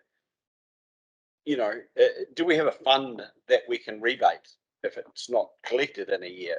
Is there a maximum that we can? I don't know. I mean, it seems to me, in terms of support for Councillor Mackenzie, it seems a bit nebulous, this thing, but we've got to make sure that we can cover our costs. Do we know what other councils do around who have got swing moorings, Catherine? What do they?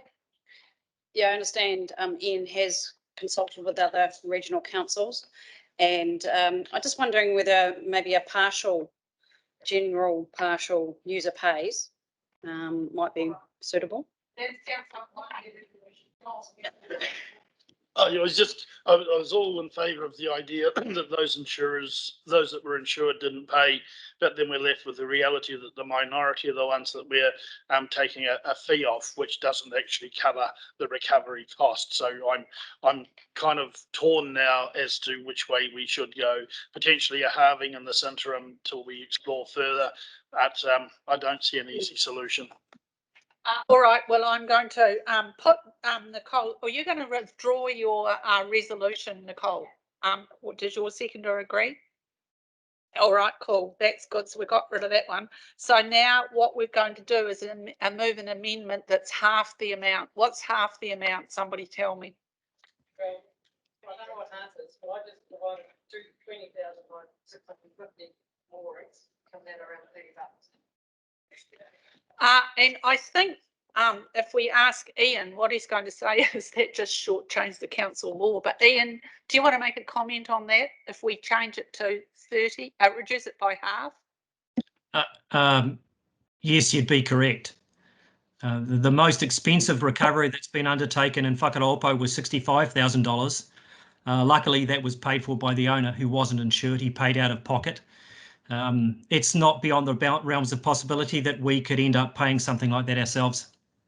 One thing to bear in mind here is that we do recover wherever we can, but the risk of one of these boats staying in the water if it isn't recovered accrues to the mooring owners in the same area. The risk doesn't accrue to anybody else. So the benefit of recovering for these likewise accrues to the mooring owners, which is the reason for proposing the charge. Do you want to go with half, Nicole? Can I ask, if we put this in this year and for whatever reason it doesn't end up being used, is it possible that that accrual would then offset any previous year's increases or negate the need for future year increases? Or I think it just adds up to it. So if we get one that's 68,000 again and no one's got any insurance, we'll have to pay it, because who else is going to clean it up? Look, I'm going to do this. I'll test the one that is half. I'll test that as a amendment, and then if not, we'll revert back to what it is now.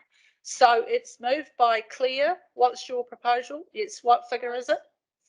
Sorry, I'm thinking that my proposal is we actually leave it as it is, because it is a targeted rate. It will stay as a separate reserve or fund for unders and overs, and in time, if there was got to be some, there may be possibly an adjustment, or as Ian said, there could be a massive drawdown. So in my view, I would just leave it as it. Okay, well, I'm going to, it goes back to my substantive motion that I will go back to the substantive motion that's on here. Council directs staff to maintain the fees and changes policy as proposed in the draft long-term plan. I'm moving that, seconded by Councillor Peter Scott. All those in favour, please say aye. Aye. Anybody against? No, that's carried. Oh, great. Do you want to add another one? Oh, you want to be against? So do you want that written down? Craig, anyone else want to be against now? No, all right. Cool. Right, is there any other money things? No, good. We're going back now, before I forget what I'm doing, to page 52, and what we're going to do here, we're on to borrowing again. Catherine, if you can come back up. I don't know that we need any more help, but we might. So this is going to be, once again, a difficultly worded one for me to handle. But anyway,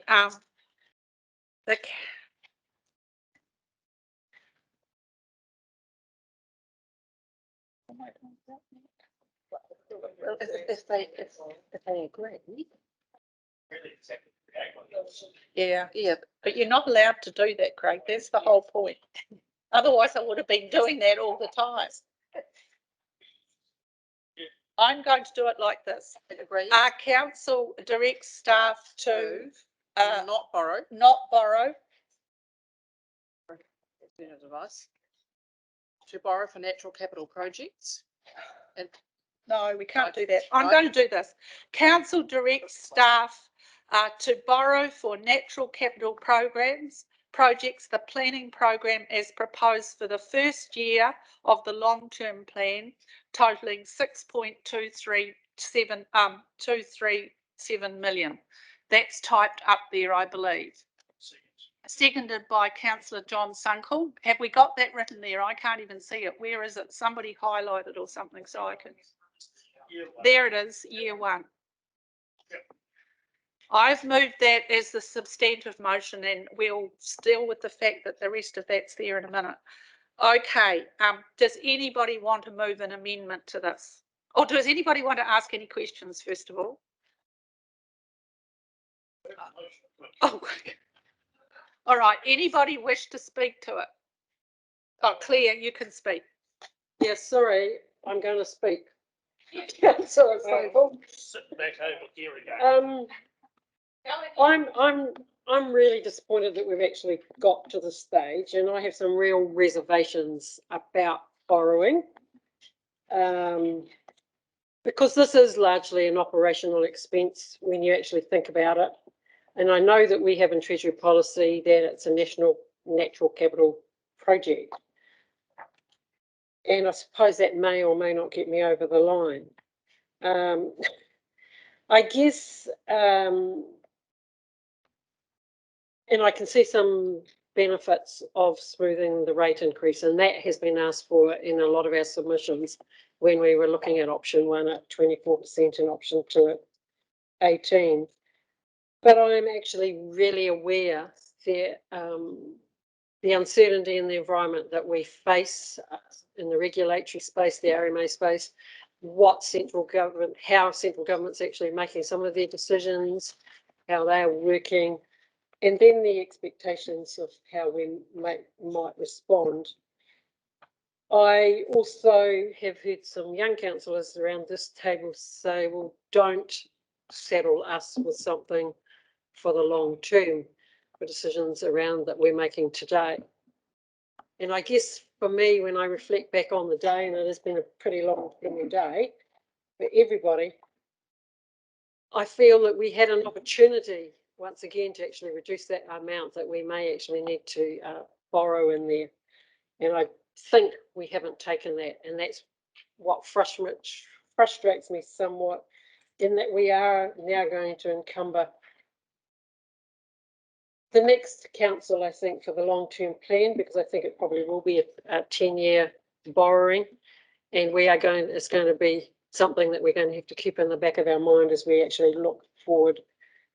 Just given the figures that Catherine just suggested, the new rates rise, adding that 6 million in, we're now going to be looking at a huge impost in year 2, as I see it. We all know, well, those of us who sat around this table previously know that what is in an annual plan will be vastly different to what's in the long-term plan.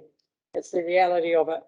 So I have this fear that we're going to be going through this again, and that's what worries me, that the same expectation to borrow to meet some affordability questions and smoothing of rate rises is going to come up again in another 15 months or 12 months, whenever it's going to be. So I'm really stuck between a rock and a hard place, and where I sit about this, and probably right now, right at the moment, I don't think I can support it. Thank you, Claire. Oh, thank you, Claire. Is there anybody else wishing to speak? Councillor John. Thank you, Madam Chair. I share similar sentiments to Councillor Mackay in my frustration that we have not been able to smooth any other way or reduce ourselves below the 17%. And I had high hopes today that we may have been able to do so. I recognise the challenge of the borrowing and the cost impost in years going forward. I am somewhat satisfied that in the interim, interest rates and inflation will minimise those costs. And so I therefore do support the motion, but I note my frustration that we have had to resort to borrowing to smooth the cost across the way. Thank you. Is anybody else wishing to speak? Councillor Megan Hands. I've moved significantly on borrowing. At the outset, I was very opposed to borrowing for an item that I consider to be OPEX, even though we can categorise it as natural capital projects. Let's call it what it is. We are borrowing to write a piece of paper. That is what we are doing. We have already spent $60 million on our pieces of paper that we now have to rewrite. And our council has chosen not to push back on central government about that in a public manner. I was prepared to think about a proportion of this program being funded by debt funding and loading it onto my generation of ratepayers. We talk a lot about environmental debt, but this is a passing on of financial debt as well. I'm also conscious that our government is borrowing huge amounts of money and that will all fall on future ratepayers as well. It's not about the fact we've seen the repayment schedule, that's all fine. It's the principle of borrowing and kicking the can to future generations and future ratepayers for expenditure on something that is OPEX that is very challenging to support when this council has chosen not to reduce rates in other ways by reducing spending. If we had chosen to reduce some spending elsewhere, I was prepared to move and to accept that some of the borrowing could perhaps help with smoothing the rates. I'm very conscious that by not supporting borrowing, it means that we have a bigger rate rise. So I feel a little like I'm cutting my nose off to spite my face. But at the same time, it is not financially prudent to borrow for a piece of paper when we know there is huge reform coming, when we know that any government that might change or any government that might come in might tell us to do it all again. While some of that expenditure may be able to be transferred into new pieces of legislation, new pieces of planning, given what we have just gone through with the Land and Water Plan and the huge amount of money our ratepayers have already spent in this place, I just think it is totally and utterly financially irresponsible to borrow for a piece of work when we are not prepared to cut other pieces of work in order to do this. And it really troubles me that councillors around this table, rather than exercising financial prudence, just choose to put it on the credit card. Thank you, Councillor Hands. Councillor Phil Clear. Oh, no, Councillor Craig was next, and then Phil, then. Kia ora tātou. I do share the cautiousness that Councillor Mackay started off with. You know, I don't think any of us borrow money lightly. Those of us that have mortgaged our own homes to get into a house, to have a home for your family, you know, it's not an easy decision to make at any age, at any time. So, you know, borrowing's a big deal. And so that's not lost on me. But I do feel that, you know, we've talked about it many times that we are in extraordinary times. We've got lots of issues facing us. We are dealing with legacy issues. But I also, well, different to Councillor Hands, I actually back our plans. I back the plans we've already done because it moved us from a position that was, you know, amongst our whole community that was untenable. And it moved us to a position where we could at least start talking to one another again. And yes, we haven't called on this next round of planning to be done. That's been given to us by the government. But I'll back us to do an equally good job to get us to a place that will improve where we're at. So I do see it as an investment. And I think it's totally worth it. I do acknowledge that, yes, we've put some programs back in today that is, put some, taken some more rates out of all of our ratepayers. I haven't done that lightly either. And so, yeah, I just acknowledge that, what Councillor Hands has said. We could have chosen not to do that. But there are priorities, there are urgent issues that are facing us. And I think it's at the onus on us to deal with that. So I support this borrowing. I would have liked it to not be so much, but I'm willing to, see what the rest of the council will do. But yeah, I do support this. Kia ora. Thank you, Craig.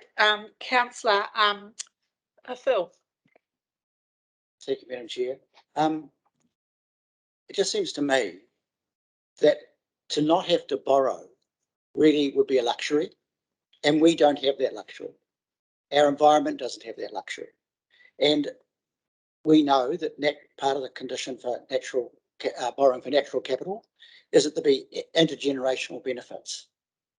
And I just think that I acknowledge too, there's certainly with what's been added in today, I acknowledge to Councillor Hands her comments, and in fact that's put pressure on the budget. However, we've got to keep in mind that in fact it's our generation and older generations who have actually caused and led to the environmental issues, particularly water pollution in Canterbury. And actually I think, and the young people I talk to, if we don't do something about it and invest, and we've started to do that over this budget, it will be our young people who will hold us accountable. I think that I've got no doubt that to borrow at this stage is sensible. I know there's different sort of political views about that, but in fact, most councils and regional councils do borrow to get this stuff done. So I'm actually going to support the motion. Councillor Grant Edge, you're next. Thank you. Yes, I'm certainly supporting the ability to borrow. In our long-term plan, we have our strategic financial strategy, and in that it says what we're doing. We developed a strategic direction, and one of the themes of that was taking action together to shape a thriving and resilient Canterbury now and for future generations.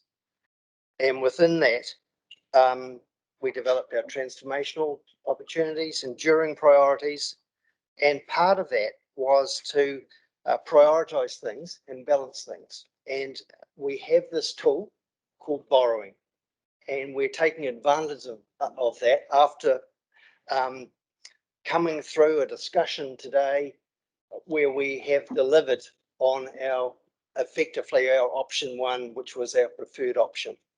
And we have done that at a lesser value than what we went out with to the public.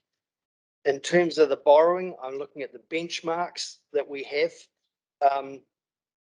We have a debt affordability benchmark, and we are way below what we could be. We can borrow up to 120%, 180% quantified limit on borrowing for our financial strategy. And that basically means we could borrow up to 280% of total rates revenue. That's substantial. And at the moment, we're only very, very low. And in terms of our debt servicing benchmark, we're incredibly low in terms of the ability to borrow and pay back. We are less than 1% of our ability with a 10% increase. So we are very secure in our ability to borrow and smooth it. TAs in their submissions and in consultation with the public constantly said to us, why aren't you borrowing? Why aren't you borrowing? They thought we were daft. So for this little amount to bring it down, I think we're in a good place. Thank you, Grant. Peter, you're next. No, thank you, Madam Chair. Look, I don't support the fact that we could borrow the amounts that you're talking about for this type of program. However, I have spent some time thinking about this, and I probably flipped actually, I had a Damascus moment somewhere along the line, I'm not sure.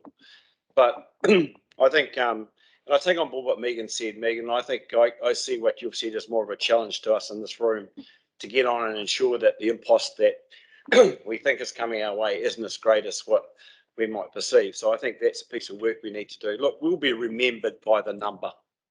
That's all we're going to be remembered by. People don't know. I mean, you're all passionate about these pieces of information, but if we can shift this rate, if we can shift it from where it was to something reasonable, then I think that we would have done a good job. Sherman Bell he's been quoted a number of times here. One of the things he said, you know, if you don't want to get elected again, make it 24%.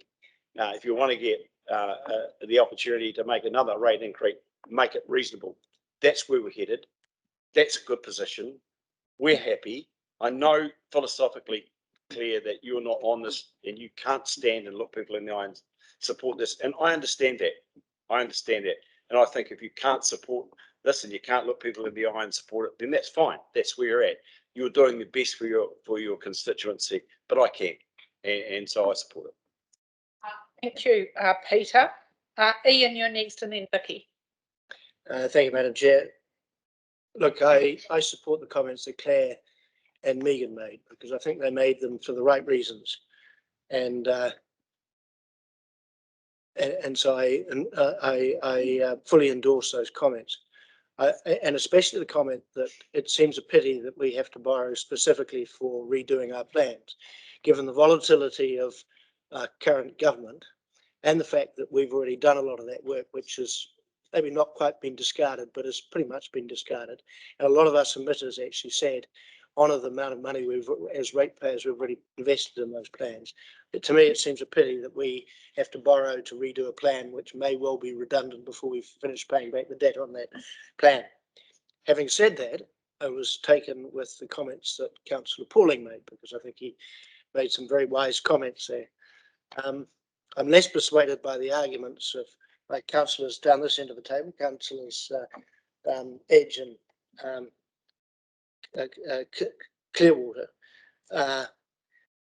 because I think it shows a lack of respect for our ratepayers, and you're prepared to borrow, and especially when you're saying we could borrow 250% of our rate rise. I mean, any proposal, because as Councillor Pauling said, you actually got to pay this debt back. You don't borrow lightly. You've got to borrow for the right reasons, and you've got to borrow prudently.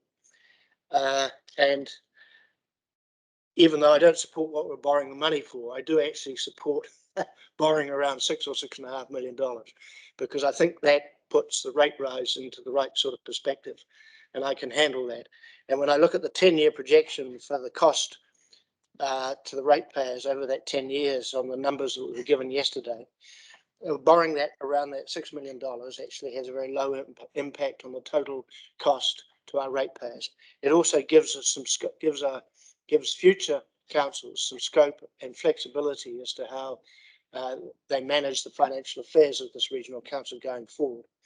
Any suggestion that we should have borrowed more, or just because we can borrow more, I find objectionable for the lack of responsibility that suggestion implies. And you can see that if we'd borrowed the full $20-odd million as proposed in the original proposal, you see that on the effect it has just in terms of the percentage rate rise over the full 10 years. So I will support this motion, but you could argue for sometimes, for the wrong reasons and the right reasons. Thank you very much, Ian. Vicky. I also support this motion. I do feel also sense that it would be great not to need to borrow, but I take on board particularly Councillor Pauling's comment about us being in exceptional times. We really, really are. When we sat down and did our strategic direction, we didn't have COVID with us, and we set out a range of things that we wanted to do in terms of transformational opportunities. And I feel like the COVID funding from government has been fantastic. That's great to have, but it's somewhat set us up to have to put money into certain things, which did achieve some of our transformational opportunities, but left others unable to progress unless we were to move down this line and go to borrowing. And I feel that future generations, or that we're talking 10 years here, we're not talking forever, it's 10 years. We have set things up in this budget today, I feel, in a really good trajectory to start to address some of the issues around water, biodiversity, bus system and so on. We've had a really good conversation. We are heading in the right direction. With this borrowing, we can bring the rate percentage down to a place that's affordable, manageable for people. And I hope that we will all work now really, really hard to demonstrate that with a good budget, with a good quantity of rates, we can actually achieve something substantial for our environment, and that people will come on board. And who knows, maybe one day people actually recognise just what rates can do for their society and community. So there we go, that's my hope. And I support the 6 million. Thank you, Councillor Icky. Is there anybody else that hasn't spoken that would like to speak? I know, but I have to ask. Okay, Catherine, just repeat what you think the impact for it. What is this percentage that you think it's at now? We'll bring it down to about 5%.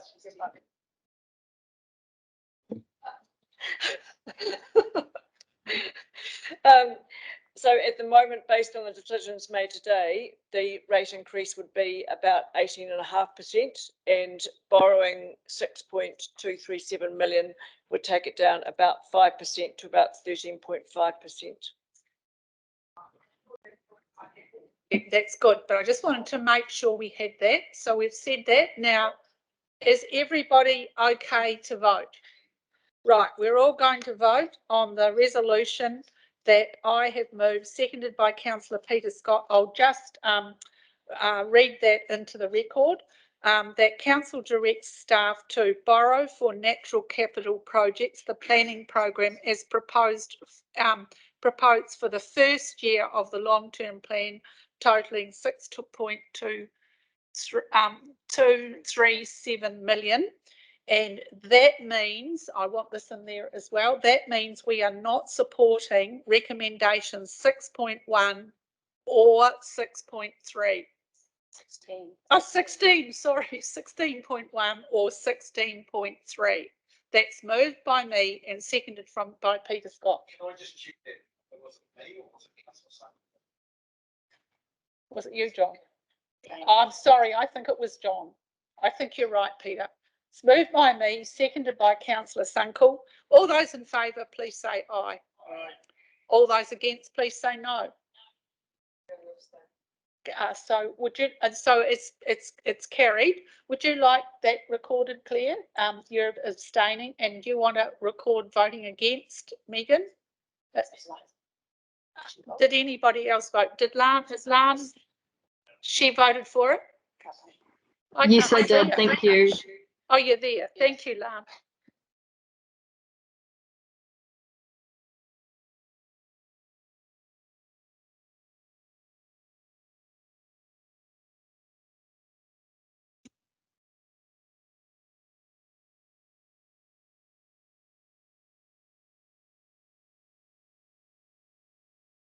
We're going to this reserve section now, page 56.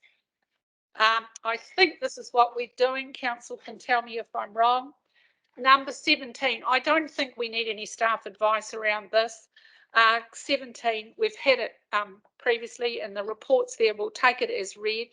17.1, not to utilise reserves as they are self-insurance, as a self-insurance mechanism, and a requirement for prudent financial management, and that general and catchment reserves are all under policy level. And 17.3, no, we've done 17.3 and 17.2, that council accepts the public transport reserve use as outlined in the air quality transport and urban development portfolio. No, it's but so you can't have directs in a resolution. No. Can you council support staff? No. Yeah, you can put council support. Council agrees not to. We don't need to. Council agrees not to utilise that, and the council accepts that. Okay. I'm moving that, seconded by John. All those, oh no, seconded by Peter. Scott, you can second that. Yeah.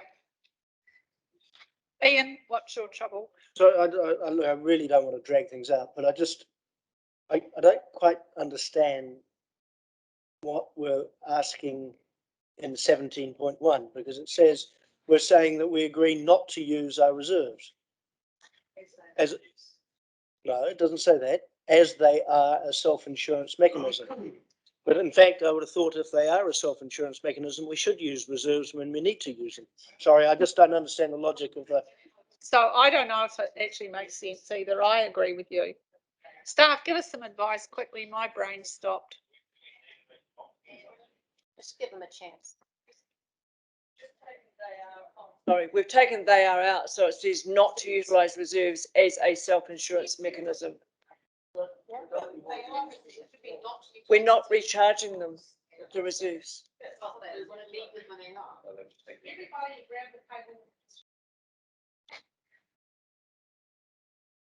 Because?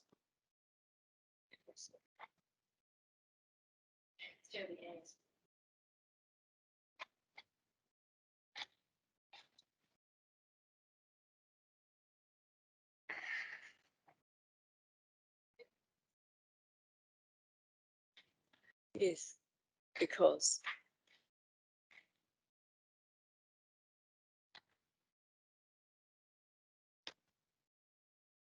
So is expressly agreed? Should they say general reserves? We're not using email reserves. We're using public transport reserve though, so that's Yes. which is 17.2.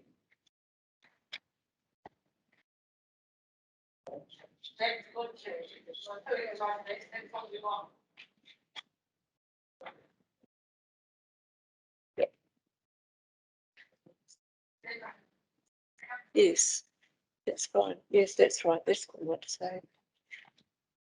And it's the council. Agrees. Council. Council six.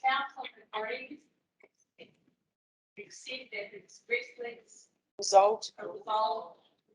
Not to utilise reserves because they are, etc. And the council exceeds the public. Okay, that's no finance by Peter. Has anybody got any comments? To accept it. Yes, I think this might have cleared it up, but I was just a bit confused. So the reason for these resolutions is so that is that because did the staff recommend that we utilise reserves and now we're not utilising them? Is that correct? Or is it that we're not replenishing them? Because I'm really confused now.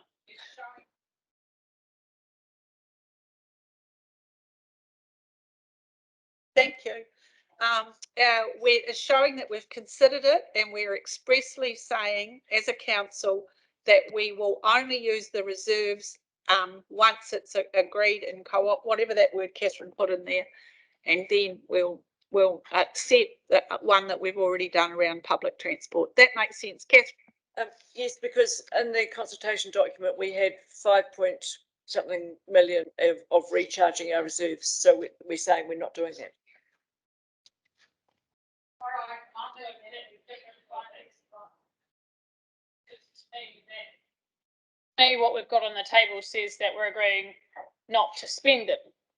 It doesn't say that we're agreeing not to replenish them. I'm having your final word. I'm confused. Into the room, please tell me what it says and we're voting on that. Go.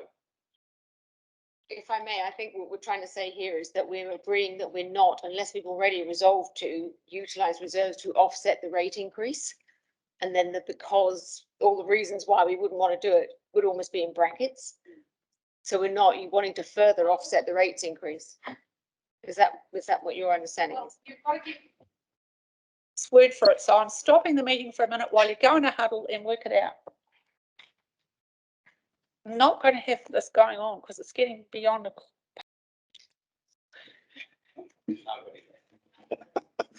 The wording we're proposing is that council agrees, except as expressly resolved, not to utilise reserves to offset any rate increase. Full stop. Council agrees to accept the public transport reserve use as outlined in the air quality transport and urban development portfolio.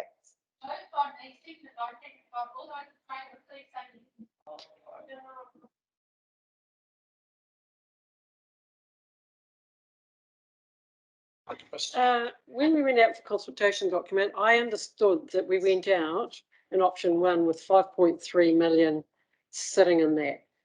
The feedback that's been provided when we came back to the reductions for 17% did not include, unless somebody can point me to the specific line, where we took out that 5.3 million. Am I correct in understanding that information we were given yesterday? It's in one of the little graphics. It says that it's got a little asterisk beside it, and it says that it's 5.3 million for reserves.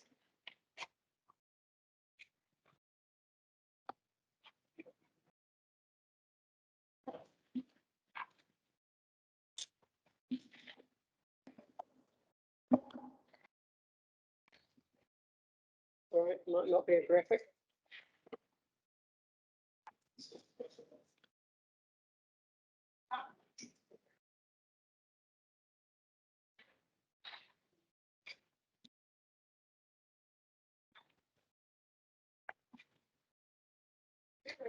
It's in this document. It's definitely, I don't know, I'm just trying to find it.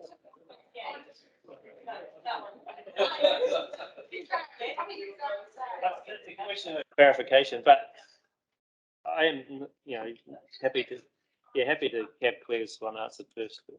38, did you say?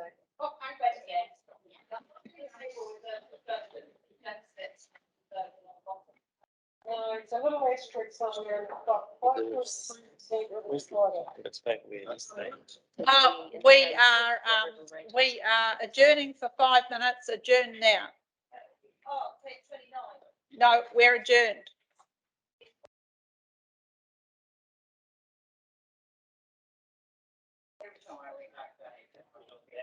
We're reconvening at 8:45 or 8:44.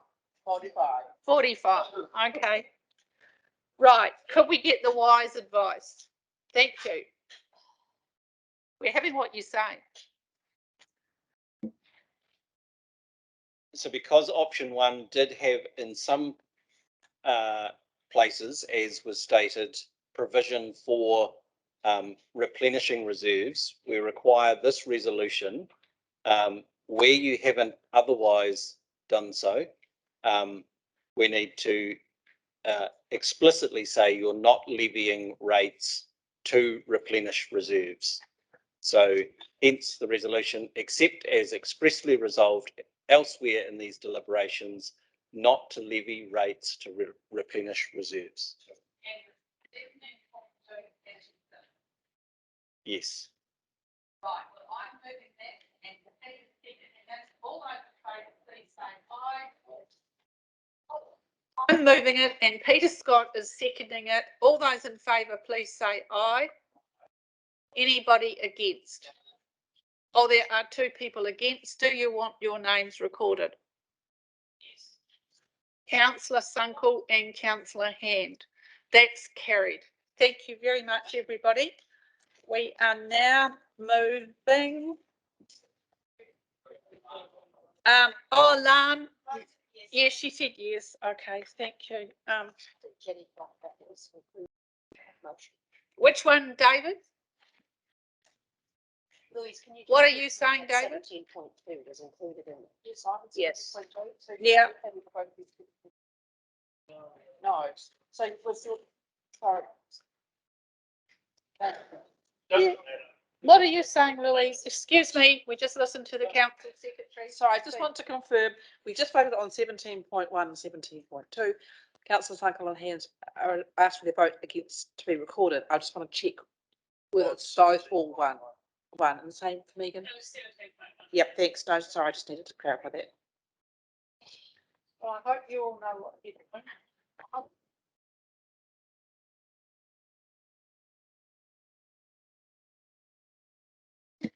That's correct, Chair. We're looking at page 59, everybody. This is long-term, this is the end of long-term policies. Staff recommendations, number 19.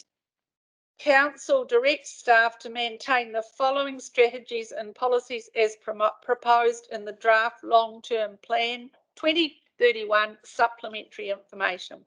19.1 financial strategy, 19.2 development contributions or financial contributions policy, 19.3 policy on remissions and postponement of rate on Māori freehold land, 19.4 rates remission policy, 19.5 rates postponement policy, and 19.6 engagement significance and Māori participation policy. I'm moving that, seconded by Councillor Peter Scott.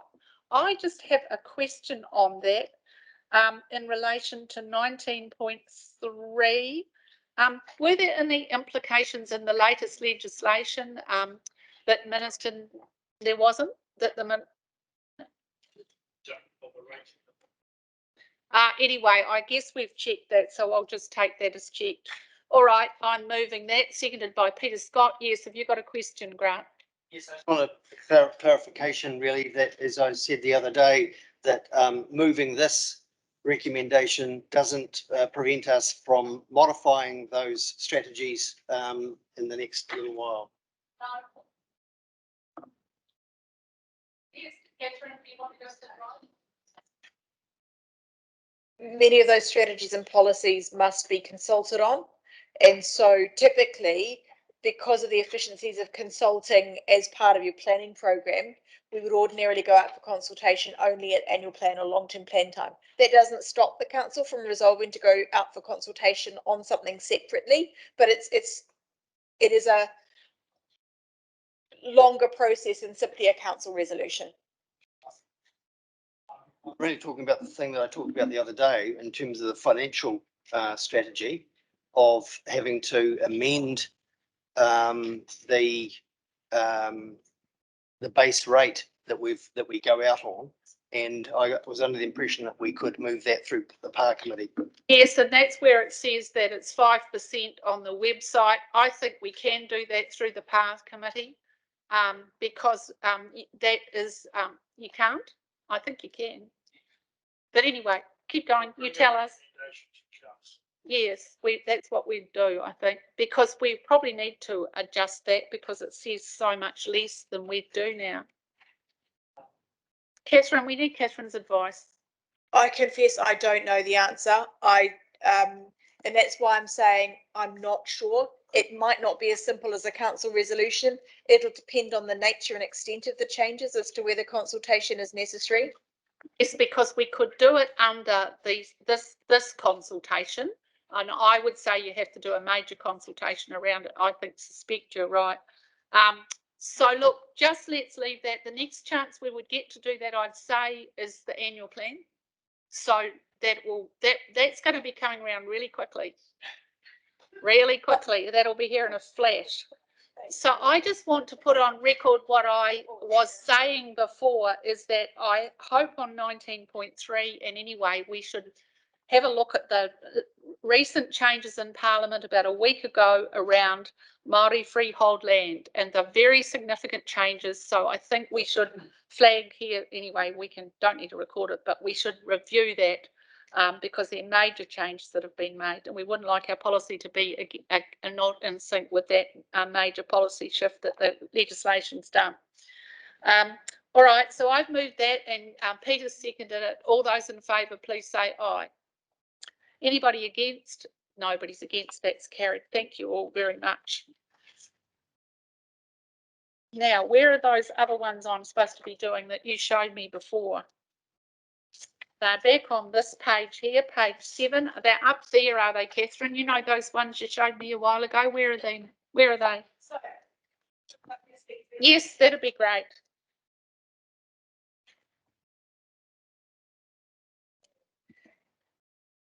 it was always the intention after you'd worked through each of the programs to go back and stop and assess them in the round. And so I think there's two things we need to do here, Madam Chair. My recommendation to you is that there first be a resolution to deal with the discussion we had earlier around the Mauru Rako funding. And then secondly, that we go back and pick up this package in the round. Then we'll need to move back to page 7 of your deliberations, which is those final 3 resolutions. So 3, 4, and we're proposing a new 4A.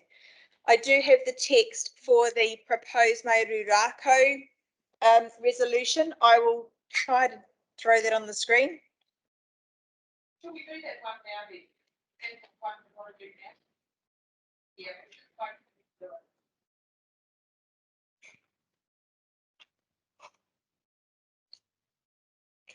Year 1 funding, the Mauru Rako program to fund a proposed philanthropy vehicle, the regional strategic leadership portfolio. Anything everybody be thinking, is there anything we've missed? On the screen where Catherine's put it there around the Miguraku. So on 7.5 there, she's just highlighted it in red. Have a read.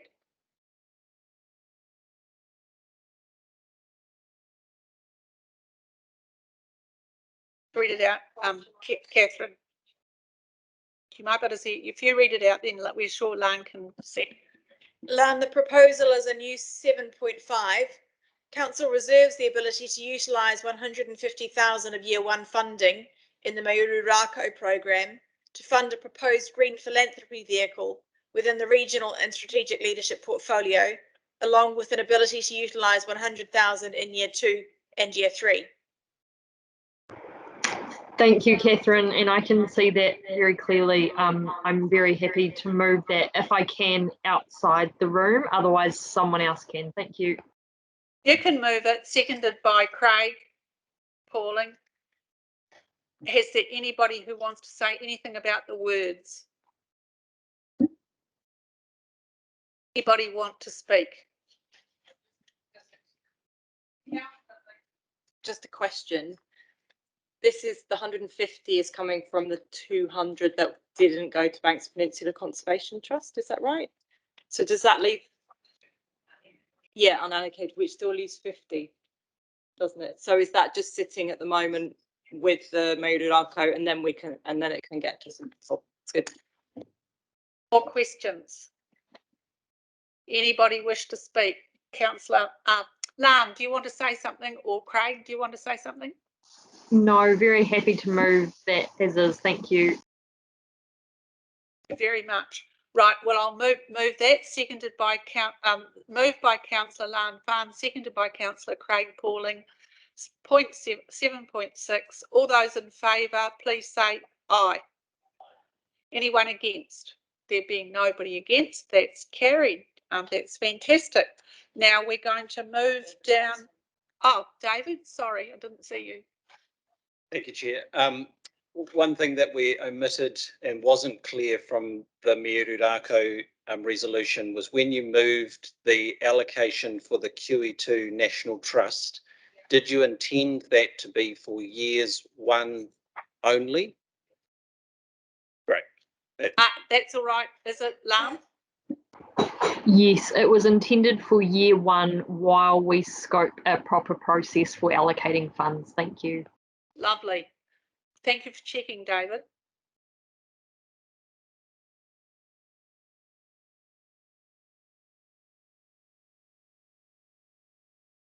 Did you want to say something? This next one. Yeah. Is that 4A? We're still at 3 actually. We're at 3. That's 3 is this one notes the resolutions, isn't it? Yeah. Take you back to page 7. of your, Yeah, page 7, everyone. report. This is a proposed amendment to resolution 3. So am I just taking it? What am I doing? Because I'm just amending. I'm just doing it. What am I doing? It's an amendment to what's on the sheet. You're not supposed to do this, but. You could move the first and then make an amendment, or with the.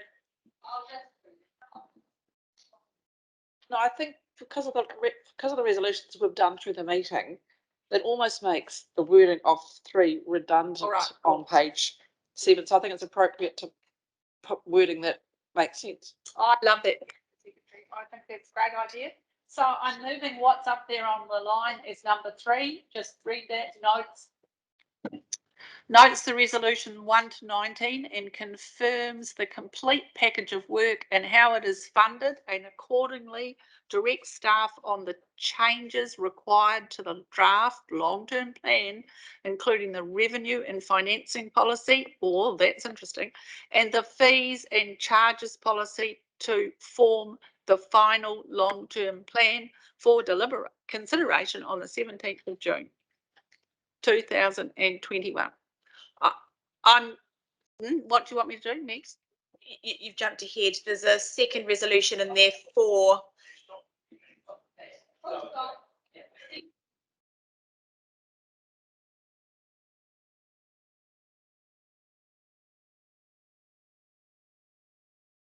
Seconded by Councillor Peter Scott. All those in favour, please say aye. Anybody opposed? No, that's carried. Thank you very much. What am I doing wrong? Number 4 directs the chief executive, the chief executive, to complete the final document for the long-term plan 21 to 31 in accordance with resolution 3 for audit and council consideration and then adoption on the 17th of June 2021. Moved by me, seconded by Councillor Peter Scott. All those in favour, please say aye. Anyone against? Yes. No, you're not against. Thank goodness. Oh, sorry. Carried. Ian, have you got a question? Yeah, well, I've actually got a proposal for just a slight addition to that wording, because it seems to me that we could perhaps, we could say that they have encouraged submitters to consider applying through the proposed contestable fund, or work with the regional council and what I'm trying to say is there are some of these programs through the green contestable fund, green philanthropy fund, and that we might be able to put together a package to the Christchurch Foundation and say these are sorts of projects we'd like you to consider trying to find money for.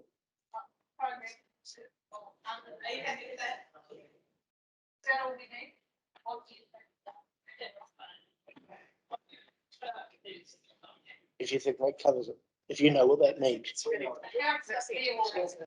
I support the concept. They're two different things, and I think we should be clear and keep them separate. Actually, somehow, I don't mind having a second part to it.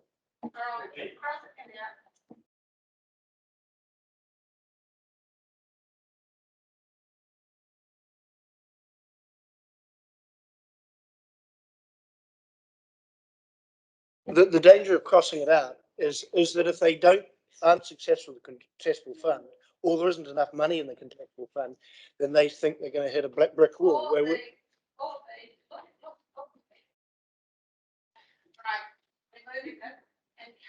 council directs staff to pay. It's hard to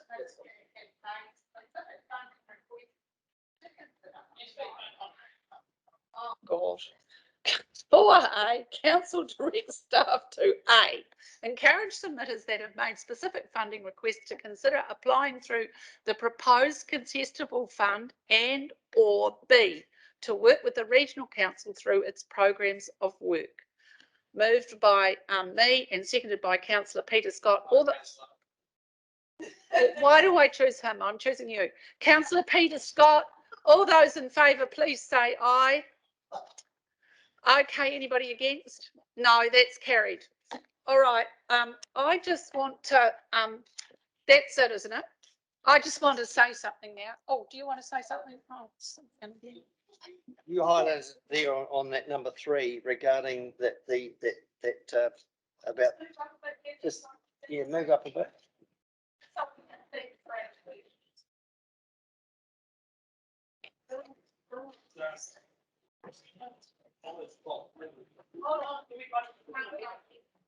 It is the comment there that says including the revenue and financing policy, which we just before, and I'm wondering, yeah, including, yeah, we were able to do that, but the advice I got the other day was what we didn't need to do that. Right. All right. The one team that looks at directing staff to work with its own program, Which is, I'm not sure if that's what that is, yeah, but that's how I'm reading it. Does each sentence want to read? So I want to say thank you very much, real sincerely to everybody for persevering with us, and you've all been fantastic, and especially staff. Just over the last couple of weeks, it's really is local government about us working like this. While we have to go governance and staff, it's elected members and staff, it's like this in reality, and this has really demonstrated it. And the fact that you're here with us at 9:05 tonight, we've all shared food, we've kept our good sense of humour, we've all been respectful. It's really exciting, and I think you've done a brilliant job. So thank you all very much, and thank you for your leadership, Stephanie, and thank everybody for sharing in that leadership, and everybody around the table. It's been fantastic, and we'll just ask Craig to close with a karakia. Thank you. Kia ora, Jenny. Tuatahi, ai mi kia koe, Jenny, mo tō mahi rangatiri e nei rā, mo tō kōrero ki ngā kaimahi, ki ngā ringa raupa. Ai, tautoko au te mihi kia koutou, mō koutou mahi uaua. Ai, tino nui te aroha kia koutou. So I just wanted to support you, Jenny. Congratulate you as well on a great job today. But also, yeah, especially to tautoko the mihi to our staff. You know, it's been a massive effort. But yeah, I can't say enough about, you know, your dedication to be here. Likewise to councillors, actually. You know, even the fact that we just stopped again there and had a little look at that last little thing, what it shows to me is, you know, how conscientious we actually are. And, you know, we had a lot of debate, and I acknowledge all the corridor today, you know, particularly around the UAGC. You know, I just want to really acknowledge that, that corridor. It's not easy, and I don't want to bring it up, but it's not a great tool, and that's why it's really tough, that one. And I wish we didn't have to deal with it, but we do. And I thought we did great, so I just wanted to acknowledge everybody on that. I know not everyone's completely happy, but overall, I think, a bit like Peter said earlier on, you know, what are people going to remember about what we've done? And I do also have been pondering all afternoon about, yeah, I'll get there. Thanks, Nicole and Jenny. I've just been pondering on, I wonder if we'd be here if we had some, you know, significant income generating asset. And I'm saying that truthfully because I wonder if we'd actually have to be dealing with all this stuff if we had something like that. And I think we should take that forward in discussions with government. I'm really serious about that, particularly with the reform that's coming, because I think it's not right that we're the biggest region in New Zealand. We have the most consents out of anybody, and we don't have anything to support us like that. And yes, we could go out and invest. Maybe we could borrow another 6 million and go and buy some company to help us. But, you know, I just think that's a real consideration that we should really push government on. So, but also wanted to thank Louise, of course, who keeps us on track all the time. You know, and also the people that have been helping us wordsmith the important motions up there. So just a massive thanks to everybody again. And I just want to finish with sort of in the way we started this morning. And, you know, I didn't actually think about too much what I said this morning, but the idea of the waka just came to me late. And so I'm going to finish with a karakia that I'm going to read it because I don't know it off by heart. But, and it just goes back to that theme. And I just want you to just listen, and then that'll finish us off. So kia ora tātou. He waka eke no. We are in this waka together. He waka ko tuia, ka hori e tuku ka mimera. A waka that is interlaced so that it will not be separated. He moana puki puki e ekia I te waka, he ihu waka, he ihu whenua. A waka that can navigate the choppiest oceans and safely reach the shore. Ka hoi kotahi ki te tahatu o te raki. Paddle as one to the horizon. Ko te pai tawhiti whaia kia tata. Ko te pai tata whakamoa kia tina. And seek out further horizons. Cherish those that you attain. Find it, fix it, and affirm it to that which you hold dear. Haumie, huie, Ai, kia.